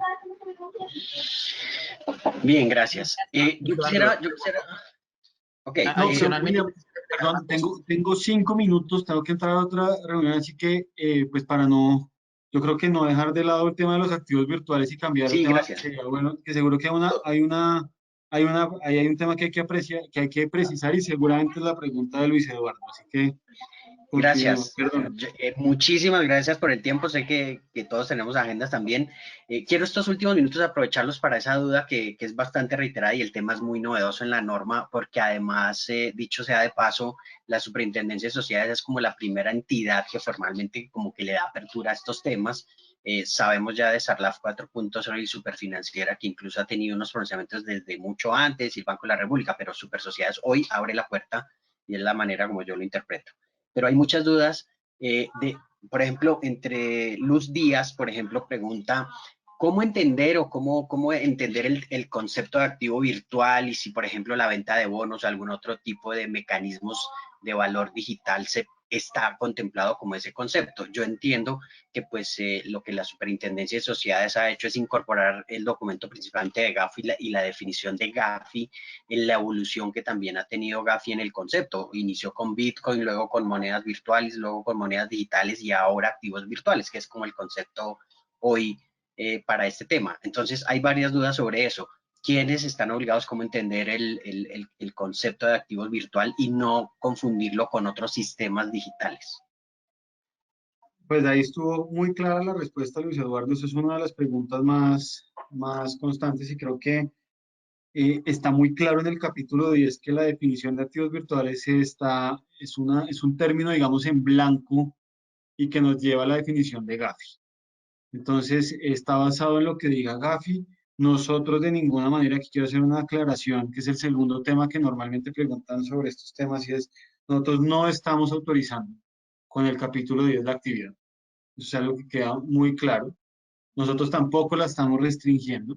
Nosotros estamos generando unas reglas claras de cuando se realicen este tipo de actividades, pues deben cumplir con temas de lavado de activos, pero de ninguna manera, pues hay que verificar si estas sociedades están haciendo alguna captación ilegal, masiva, habitual, que está en contra de la norma o que sirva también de vehículo para el lavado de activos, es un tema que va aparte y no hace parte de este capítulo. O sea, nosotros no estamos autorizando la actividad a través de un capítulo 10, sino que lo estamos, digamos, de alguna forma entrando ya en materia, generando estas discusiones ya académicas, buscando cuáles son los digamos, límites que existen en la regulación. Claramente, digamos, los temas de activos virtuales en Colombia y en temas, digamos, pues privados, pues todo lo que no esté prohibido está permitido. Entonces hay que ver dónde está la restricción y quién lo está restringiendo. Tenemos unos pronunciamientos de la Superintendencia Financiera, tenemos unos pronunciamientos del Banco de la República, tenemos unos pronunciamientos también del Ministerio de las Telecomunicaciones y de Comercio, y tenemos también un concepto que los invito a leer que emitió la Superintendencia de Sociedades el año pasado, donde dejamos muy claramente el espectro desde el punto de vista societario, no de la actividad, que quiero dejar eso muy claro. Nosotros con el capítulo 10 no estamos de ninguna manera autorizando las actividades, sino que la autorización de las actividades es un tema comercial que tiene las restricciones ya establecidas en la regulación. Entonces eso lo tienen que analizar cada uno y ahí empieza también el tema de cuando yo compro activos virtuales como sociedad, y es un tema de los que está claramente en el capítulo 10, pues tengo que hacerle una debida diligencia intensificada a esa sociedad a quien le estoy comprando yo, no solamente a quien le estoy comprando, y quién es la persona que me está haciendo la transferencia de los activos virtuales, sino qué tipo de activo virtual estoy yo realizando.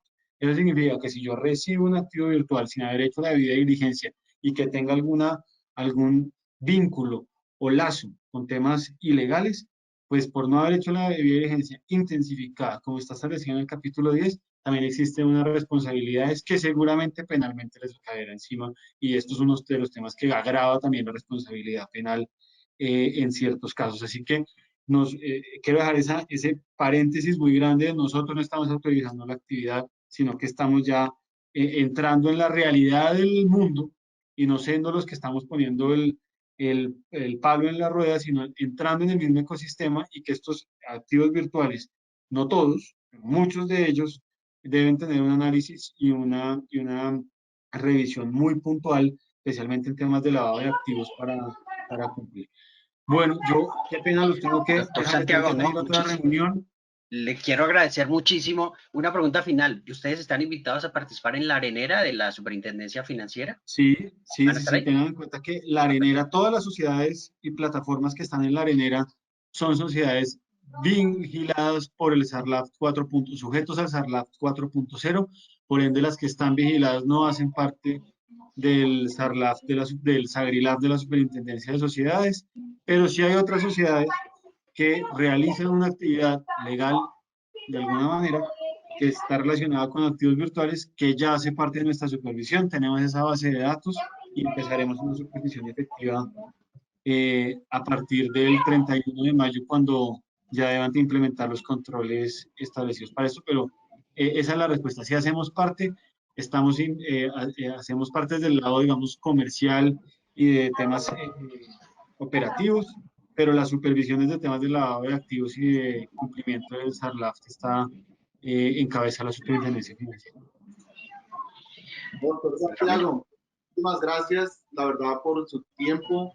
Muy agradecidos. Yo creo que es bastante enriquecedor. Han aclarado dudas muy relevantes, créame, muy importantes. Los diferentes sujetos obligados. Doctora Pamela, también muy amable por la participación. Nosotros de igual forma continuaremos atendiendo las inquietudes, Luis Eduardo. Sí, muchísimas gracias, doctor Santiago, por su asistencia, por la claridad, por el tiempo generoso que nos ha dedicado. Igual la doctora Pamela, muchísimas gracias por sus comentarios y precisiones. No, con Doctora muchísimo Pamela, ¿sí se gusto. puede quedar con nosotros? No, pues, salimos ya a una reunión, Juanita, entonces tenemos que, o sea, los dos vamos a la reunión, así que pues ofrezco disculpas. La verdad iba a ser una presentación de 20 minutos, Luis Ramiro, y terminé alargándome un poquito más. Muchas gracias. Entonces, Mil gracias. bueno, Muy amables por su tiempo. Muchas gracias. Bueno, que estén muy bien. A Chao. ustedes, muchas gracias. Muchísimas Gracias, gracias. doctor. Gracias, Gracias, hasta doctora luego. Cortés. Gracias. De igual forma, nosotros continuamos para que nuestros asistentes, pues vamos a seguir resolviendo las inquietudes. Entonces, no sé si sigues, Juanita, desarrollando la temática. Sí. Sí, de pronto solo para cerrar la idea anterior, por lo que también por las preguntas que estábamos viendo, sé que quedaron dudas, digamos que diferenciar lo que quiere decir que estamos sujetos a la supervisión de las autoridades sobre una misma actividad o lo que puede ser una línea de negocio separada, que fue la aclaración que hicieron al final. Entonces, para que no vayamos a confundir esto, caso en el cual, pues si tenemos varias disposiciones que nos aplican, sería lo mismo que se señalaba frente a lo de la DIAN o lo que señaló al final Pamela. Otro de los temas que se han cuestionado bastante sobre la norma tiene que ver con la diferenciación frente al régimen de debida diligencia en las entidades. Esto de pronto para que lo discutamos un poco más, y es porque en la práctica, digamos que nosotros tenemos la tendencia siempre a querer que nos digan eso qué significa. Es decir, quiere decir que en una normal o estándar debo hacer esto y en la intensificada tengo que hacer esta, en qué casos es esta y en qué casos es esta. Y hay personas que incluso han decidido que la intensificada solo aplica en el caso de PEPs, en el caso de activos virtuales, que son como los ejemplos que plantea la norma. Entonces, un poco para brindar más claridad, aquí la norma no nos está diciendo cómo hacerlo y eso de hecho es algo positivo. Esto va a depender de cada uno de ustedes, es decir, cada entidad es la que debe evaluar de acuerdo a su propio sistema en dónde existe un mayor nivel de riesgo en comparación con otros supuestos. En este sentido, no es que tengamos que, o la norma no nos tendría que brindar a nosotros una lista de, en estos casos es una vía de diligencia estándar, en estos una simplificada o intensificada, sino a lo que le está apuntando, y esto miren que va vinculado a todos los demás contenidos de la circular, porque esta circular es muy coherente si se analiza de manera integral, y es si yo introduzco elementos como la segmentación, ya no como un requisito aparte que llenamos como de forma y, ay, bueno, y ustedes hicieron su segmentación, sí, ahí tengo una metodología y ya corrí el archivo. Bueno, ¿y eso en cómo impacta la gestión de riesgos? No, para nada, eso va por un lado y lo otro va por el otro. Eso ya se corrige. Miren que toda la norma dice, esto hay que incluirlo dentro de cada una de las etapas, porque de esa segmentación, entre otras, nos va a arrojar esas diferencias, esos tipos de riesgos que pueden ser totalmente distintos para un segmento o para otro, o incluso esos niveles de riesgo.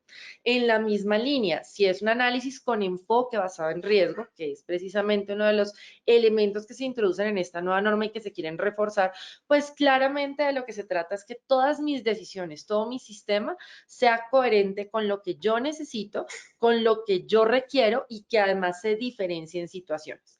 Al final lo importante es que ustedes puedan diferenciar dos procesos, que realmente yo pueda establecer que ustedes tienen procesos distintos según nivel de riesgo y no que yo llegue y porque este fue intensificado. Ah, no, hice las mismas consultas, los mismos documentos, las mismas verificaciones. Entonces, realmente es definir cuáles van a ser esos criterios para que en unos casos apliquemos un régimen de debida diligencia u otro y digamos cómo va a ser ese proceso. Nosotros hace algún tiempo habíamos generado un ebook, no sé si Isa nos ayudas, porfa, a compartirlo en el chat, sobre los niveles de debida diligencia, que lo hizo una de las gerentes de consultoría de la empresa, que es Nail. Y precisamente es porque este tema no es nuevo, realmente esto es algo que siempre se esperó de la norma, y es que nosotros tengamos tantos niveles de debida diligencia como niveles de riesgos tengamos. Y en ese sentido, esta guía puede ser de gran ayuda para ustedes, este ebook, porque planteamos un poco cuáles podrían ser esos criterios, cómo podemos diferenciar un proceso de otro, y más que verlo como una carga nueva de trabajo, veámoslo como una oportunidad. Inclusive ustedes en la práctica y por las preguntas que nos formulan, tienen muchas barreras en ciertos contextos. Yo siempre pongo el ejemplo cuando nos referimos a proveedores o clientes extranjeros, donde a veces tenemos inconvenientes para acceder a información por políticas de tratamiento de datos personales. Si nosotros tuviéramos realmente regímenes diferenciados, podríamos, entre otras, diferenciar qué documentos exigimos, qué información analizamos y esto facilitaría mucho el trabajo. Y además, en la misma línea de la vía diligencia, que es uno de los aspectos que se refuerza, pues viene toda la temática asociada a PEPs y a beneficiarios finales. No voy a referirme todavía a esto porque no sé si ustedes quieran ampliar algo sobre la vía diligencia para considerar antes de tocar el tema de PEPs y beneficiarios.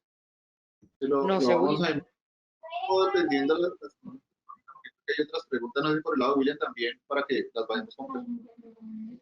Claro que sí, Ramiro, Juanita. Una cosa que quería aclarar cuando estaba el señor superintendente era el hecho de que pues si bien él establece sobre la necesidad de que el mismo sujeto delegado identifique cuál es su supervisor primario, por decirlo de alguna manera, es el hecho de que todos estos sistemas de administración de riesgo acotados a la recomendación 1 del GAFI, que es el enfoque basado en riesgo, están alineados con estándares como la ISO 31000 y el estándar COSO, que traen precisamente todos estos esquemas de identificación, medición, control, monitoreo, todos estos esquemas. Entonces, más allá de todo, para nuestro auditorio, no es tanto el nombre de la norma, sino que las reglas siempre son las mismas, siempre van a tener el mismo esquema. Entonces, llámese SagriLab, SARLab, etcétera, pues hay algunos que son más densos, y lo cruzo con el tema que hablaba Luis Eduardo, de activos virtuales. Yo sé que sobre eso hay muchas dudas, pero el mismo superintendente la resolvió en el sentido de que debemos acogernos al estándar de la recomendación 15 del GAFI. Él habla de 3 características y de 3 tipos de productos acotados como activos virtuales. Y debemos tener en cuenta que estos riesgos son muy importantes a futuro porque son los instrumentos financieros que se van a manejar en el corto plazo. Eso hay que tenerlo muy claro. Y adicionalmente, otro tema que quería aclarar era el tema de la tercera línea de defensa. Claramente el señor supervisor lo dijo en específico. No puede ser revisor fiscal, no puede ser el auditor, ni pueden ser áreas de control interno. La misma, y relacionado también con la norma, ellos se acogen a las 3 líneas de defensa del riesgo basado en Basilea, y la tercera línea es muy claro que no puede tener incidencia en temas de cumplimiento. No lo puede hacer, y eso lo establece el estándar internacional. Ahora bien, frente a que si es el contador, el de compras, el gerente financiero, pues eso también va en la medida de la empresa y la explicación que dé. Frente al posesionamiento de la persona, quedó claro en el chat o en la conversación que tuvimos con el superintendente y con Pamela, el hecho de que yo debo notificar por correo una vez esté posesionado esta persona, y el tema de que debo implementar, así no tengan la certeza, pero si yo tengo alguna visitud de que debo ser sujeto obligado, debo tenerlo preparado antes del 31 de mayo del 2021 para evitar sanciones por parte del supervisor más adelante. Gracias. Ahí es importante, William, respecto, por ejemplo, que inclusive aplica para los grupos empresariales, porque eso es una gran inquietud que existe, y Juanita también lo planteó, asociado al hecho de que yo puedo ser el financiero, puedo ser el administrativo de la compañía y ser oficial de cumplimiento, pero por otro lado la norma sí me está exigiendo, que lo habló claramente ahora en la acotación que hizo el doctor Santiago, depende de la junta directiva, ¿no? O sea, yo cómo puedo, de ejemplo, y lo planteo en la realidad porque muchas compañías hemos visualizado que tienen esa situación, donde yo puedo estarle reportando al representante legal, mi jefe directo es el gerente general, y a su vez entonces voy a tener también por allá en otro lado ser jefe directamente de la junta directiva. Claramente y seguramente a veces cuando tienen más funciones que responden al cargo, es decir, si soy el contador y soy oficial de cumplimiento, y soy el financiero y soy el oficial de cumplimiento, es claro en realidad que seguramente tiene más funciones desde el punto de vista financiero que las propias del oficial de cumplimiento. Es más, sin ser despectivos obviamente con el cargo, para muchos se les volvió un dolor de cabeza ser el oficial de cumplimiento en estos cargos, porque dicen, bueno, como no había una persona asociada a la anterior norma que cumpliera como con ciertos requisitos de nivel, hoy sí le dicen, hable directamente con la junta directiva, su jefe es la junta directiva, el oficial de cumplimiento, el jefe directo es la junta directiva, no el representante legal. Yo, y de todas maneras, sí ahí insisto, por eso hablan fuertemente de la tercerización como un elemento fundamental. Correcto. E importante como parte de estos cambios, y que va seguramente a dirimir fuertemente esos conflictos de intereses, porque es empezar a hilar muy fino en una situación muy particular en las compañías, sobre todo de cierto tamaño en las organizaciones, donde pues el conflicto seguramente estará previsto para esos cargos, y yo creo que es conveniente que se tenga presente eso. Lo resaltó fuertemente el doctor Santiago, pues por eso también pensaron en la tercerización, para buscar más independencia, porque tiene que ver es con un tema de independencia dentro del rol de la función del oficial de cumplimiento, ¿no? Correcto, Yo Ramiro. les pedía no solo la independencia, sino también la capacidad operativa. Y digamos, para que ahí seamos muy claros, no es que esté prohibido, pueden hacerlo siempre y cuando generen los canales, es decir, cómo se va a hacer, cómo van a lograr ejercer ese doble rol, donde en uno sí mi jefe es el representante legal, en el otro tema no. Debemos definir cuáles serían los conflictos de interés en lo que toca con el área cuando se trata de un rol, pero al final del ejercicio recuerden que tenemos que ver la norma como un todo. No basta con que superemos los filtros de si puedo ser o no oficial de cumplimiento, sino que realmente pueda cumplir todo lo que trae la norma. Y uno de los temas que sí es claro es que esta norma busca fortalecer el sistema, y ese fortalecimiento viene vinculado a una serie de elementos que hacen parte ahora del sistema como requisitos o elementos obligatorios, viene con unas tareas adicionales, viene con un mejoramiento de las políticas internas y de las políticas o de los procesos o procedimientos asociados, viene además acompañado de una debida diligencia acorde a un enfoque basado en riesgo, y todo esto cuando lo vemos, insisto, en conjunto, trae una cantidad de funciones adicionales, una carga de trabajo que tiene una dimensión más amplia, sobre todo si contemplamos que incluimos un nuevo tipo de riesgo que es la proliferación de armas de destrucción masiva o su financiación. Viene además acompañado de un esquema jerárquico que no es tan fácil cuando yo ejerzo un rol que algunas veces me comporto como líder de seguridad, como gerente financiero, como persona parte del equipo de control interno, aunque no sea mi cargo el de auditor. Es muy difícil ejercer ese rol dentro de una estructura jerárquica cuando tengo otro cargo paralelo, poder manejar esa diferencia entre los dos. Entonces, más allá de lo que puede ser la limitante o no desde la perspectiva legal, que creo que ya quedó clarísima, aun cuando estemos habilitados para ejercer el rol, pensemos en todo lo que hay asociado y cómo además esto va vinculado a una mejora o fortalecimiento del rol de supervisión de la superintendencia, lo cual también se va a ver representado que de pronto de aquí hacia atrás no hemos visto muchas sanciones porque no tenía la superintendencia más que el informe 50 para poder verificar si hay cumplimientos o incumplimientos o la validación de hechos materializados. Pero si esto viene acompañado de un fortalecimiento del rol de supervisión, estamos hablando de la responsabilidad de cada uno de ustedes. Entonces, todo esto ténganlo en cuenta cuando tomen la determinación de quién es la persona que es la más adecuada para ejercer este cargo. Lo ideal es que se trate de un cargo y no de un rol, porque de entrada un rol ya supone una reducción de capacidad operativa para ejercer las funciones asociadas al oficial de cumplimiento. Bien, bueno, estamos llegando al final. Queremos agradecerles. Me gustaría unos comentarios finales. Voy a comenzar a hacer un gran resumen y le cedo la palabra a William, a Juanita y a Luis Ramiro para hacer un comentario de cierre. Yo lo que quiero decir es que la Super tiene en este SAGRILAF grandes cambios con respecto al anterior sistema de autocontrol y gestión del riesgo. Incorpora unos conceptos novedosos, mejora técnicamente la norma, la alinea también en los rangos de salarios mínimos al mismo pronunciamiento de una reciente también circular donde modificaron las empresas obligadas a implementar el régimen de transparencia y ética empresarial, que justo también coincide con los 40.000 salarios mínimos. Entonces, creo que tiene unos cambios bastante importantes. Aquí hemos abordado la gran mayoría, los más grandes. Y les acabamos de compartir también aquí el concepto que emitió la Superintendencia de Sociedades con respecto a activos virtuales. Ahí lo compartimos aquí en el chat para todos ustedes y también el documento que mencionó Juanita.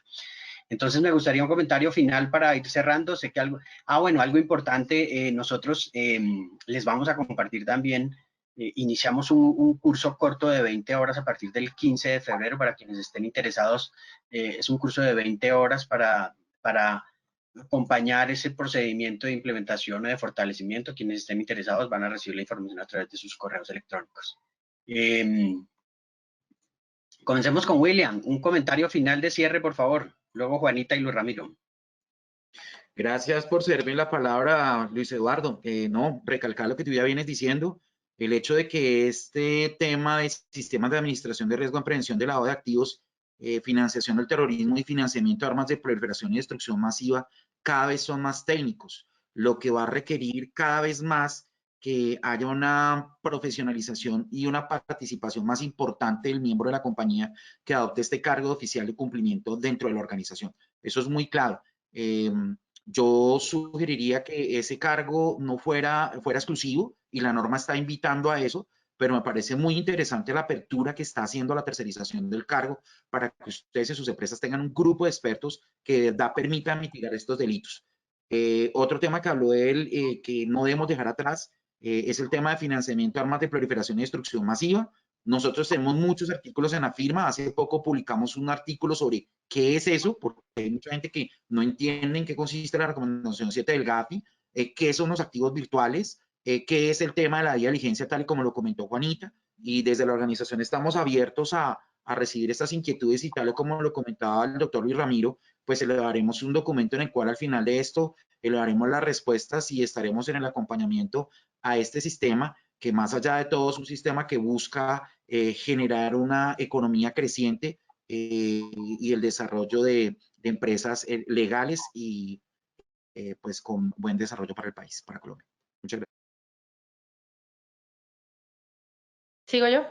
Sí, Juanita, tus comentarios finales. Gracias. Más que todo es un mensaje de tranquilidad. Yo sé que cuando tenemos nuevas normas y sobre todo cuando la norma tiende a incrementar los requisitos, lo que nos exige aumenta sujetos obligados y además nos terminan con un capítulo de sanciones. Esto genera mucha preocupación, pero realmente cuando uno revisa la norma no está generando un cambio. Esto es lo que siempre se esperó de los sistemas de riesgos. Por eso cuando empezamos a revisar, realmente si uno dice, no, el beneficiario final cambió. No, realmente me cambiaron el porcentaje, pero es que el porcentaje ni siquiera debería existir si yo miro lo que es el estándar internacional de lo que se espera del beneficiario final. Sobre eso les vamos a compartir también un ebook que escribimos hace un tiempo. La parte final se refiere a la norma de Perú, pero la parte inicial se refiere para todos los países por igual y está alineado con lo que establece precisamente esta nueva circular. Lo mismo para PEPs. Entonces, la preocupación que vamos a hacer con los PEPs, pues esa es la definición internacional que siempre ha existido y así es para cada uno de los requisitos.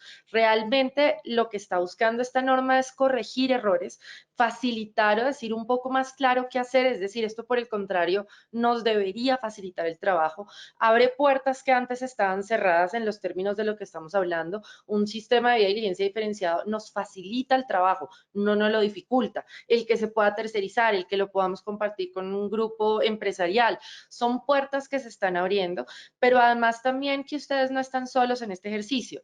Entre otras, sí, hemos estado publicando múltiples artículos, ebooks sobre esta nueva norma. Los invitamos a que entren a nuestra página web.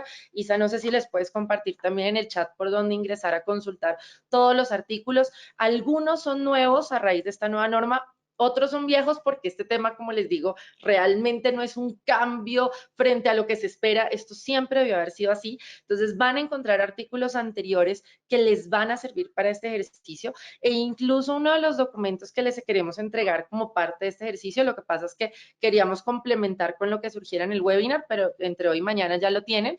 Hicimos un documento donde estamos comparando norma a norma para que ustedes tengan más claro exactamente cuáles son los cambios y de alguna manera eso lo extractamos en lo que debería ser un plan de trabajo, es decir, qué es lo que viene de aquí en adelante. Lo que sí es, no olvidemos que tenemos un plazo corto, en última sigue siendo 21 de mayo y quedó clarísimo que esto es para los nuevos o para los que ya venían, es 21 de mayo, por lo tanto debemos ser muy juiciosos y desde ya programarnos a todo lo que tengamos que hacer, empezando por el escenario de aprobación de todos estos documentos, esa reunión de junta, que deben tenerla antes del 21 de mayo, de acuerdo a lo que nos señalaron.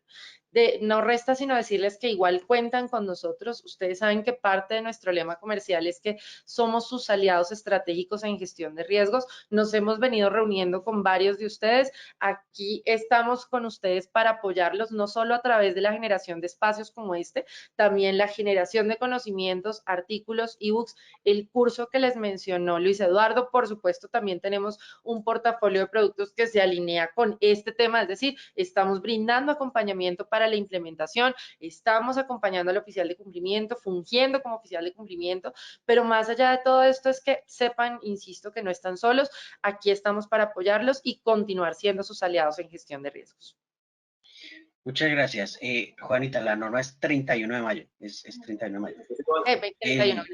Luis Ramiro, cierre. Juanita, bueno, no, yo pienso que pues fue fundamental el espacio que tuvimos ahora con la Superintendencia de Sociedades. Destaco fuertemente a manera inclusive de conclusión de lo que estableció el doctor Santiago, también es el hecho mismo del autocontrol, ¿no? Creo que esa palabra que él resaltó bastante es un elemento fundamental que se debe tener presente al interior de las organizaciones. Como también lo llama Juanita, aquí la idea tampoco es generarnos traumatismos, el tema viene evolucionando, Todo esto forma parte de una evolución que se está teniendo y pues más allá de ampliar y generar nuevas obligaciones o disposiciones, es esa claridad que también se refirió Juanita, seguramente va a permitir precisar y que ustedes estén un poco más protegidos y blindadas las organizaciones frente a todas estas obligaciones que se tienen que atender. Es muy claro, digamos, el desarrollo de diferentes roles, responsabilidades, la misma junta directiva, la misma representante legal, que ya tienen unas funciones expresas, muy definidas, taxativas, que pues eso obliga a que también se le dé un empuje mayor al interior de las organizaciones. ¿En qué sentido? En que hay un apoyo mayor al oficial de cumplimiento, en que a ustedes se les dé una importancia mayor, el cargo como tal, el hecho mismo de ser profesionalizado cada vez más, pues le da una importancia mayor al interior de las organizaciones. Esto es un elemento fundamental que tiene que ver con toda esta parte de la evolución. El apoyo tecnológico, que también es, no lo desarrollamos como en gran medida, pero aquí es importante que dentro de todas las modificaciones que se están estableciendo, el hecho mismo de que exprese la Superintendencia de Sociedades que deben contar con aplicativos para la generación de sus señales de alerta automáticas, para todos sus procesos de gestión de riesgos, no como tal debe ser entendido como algo impositivo, pero sí es fundamental que a nivel de su estructura, como su elemento de autocontrol, determinen claramente quiénes deberían contar o no con aplicativos que les ayude a facilitar la gestión que deben desarrollarse. Y pues para esto hay diferentes alternativas en el mercado, no solo el tema de listas, hay software como el que manejamos nosotros de Sherlock para todo el tema de gestión de riesgos, para todo el tema de monitoreo transaccional, monitoreo de AML, la misma configuración,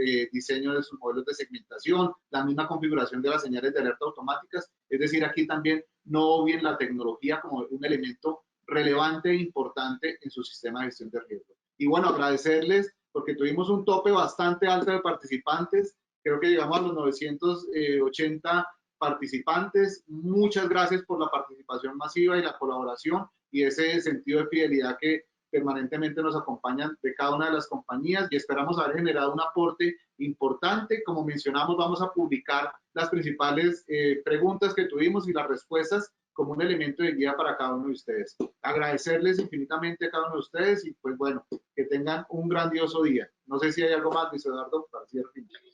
No, muchísimas gracias. 11:00, gracias por aceptar la invitación. Hemos tenido una puntualidad londinense. Entonces, muchísimas gracias a nosotros, a nuestros invitados, a nuestros invitados especiales de la Superintendencia de Sociedades. A ustedes, muchísimas gracias por aceptar esta invitación. A través de nuestras redes sociales y correos les estaremos invitando a las siguientes actividades. Muchas gracias. Buen día para todos y cuídense, por favor. Muchas gracias y hasta luego.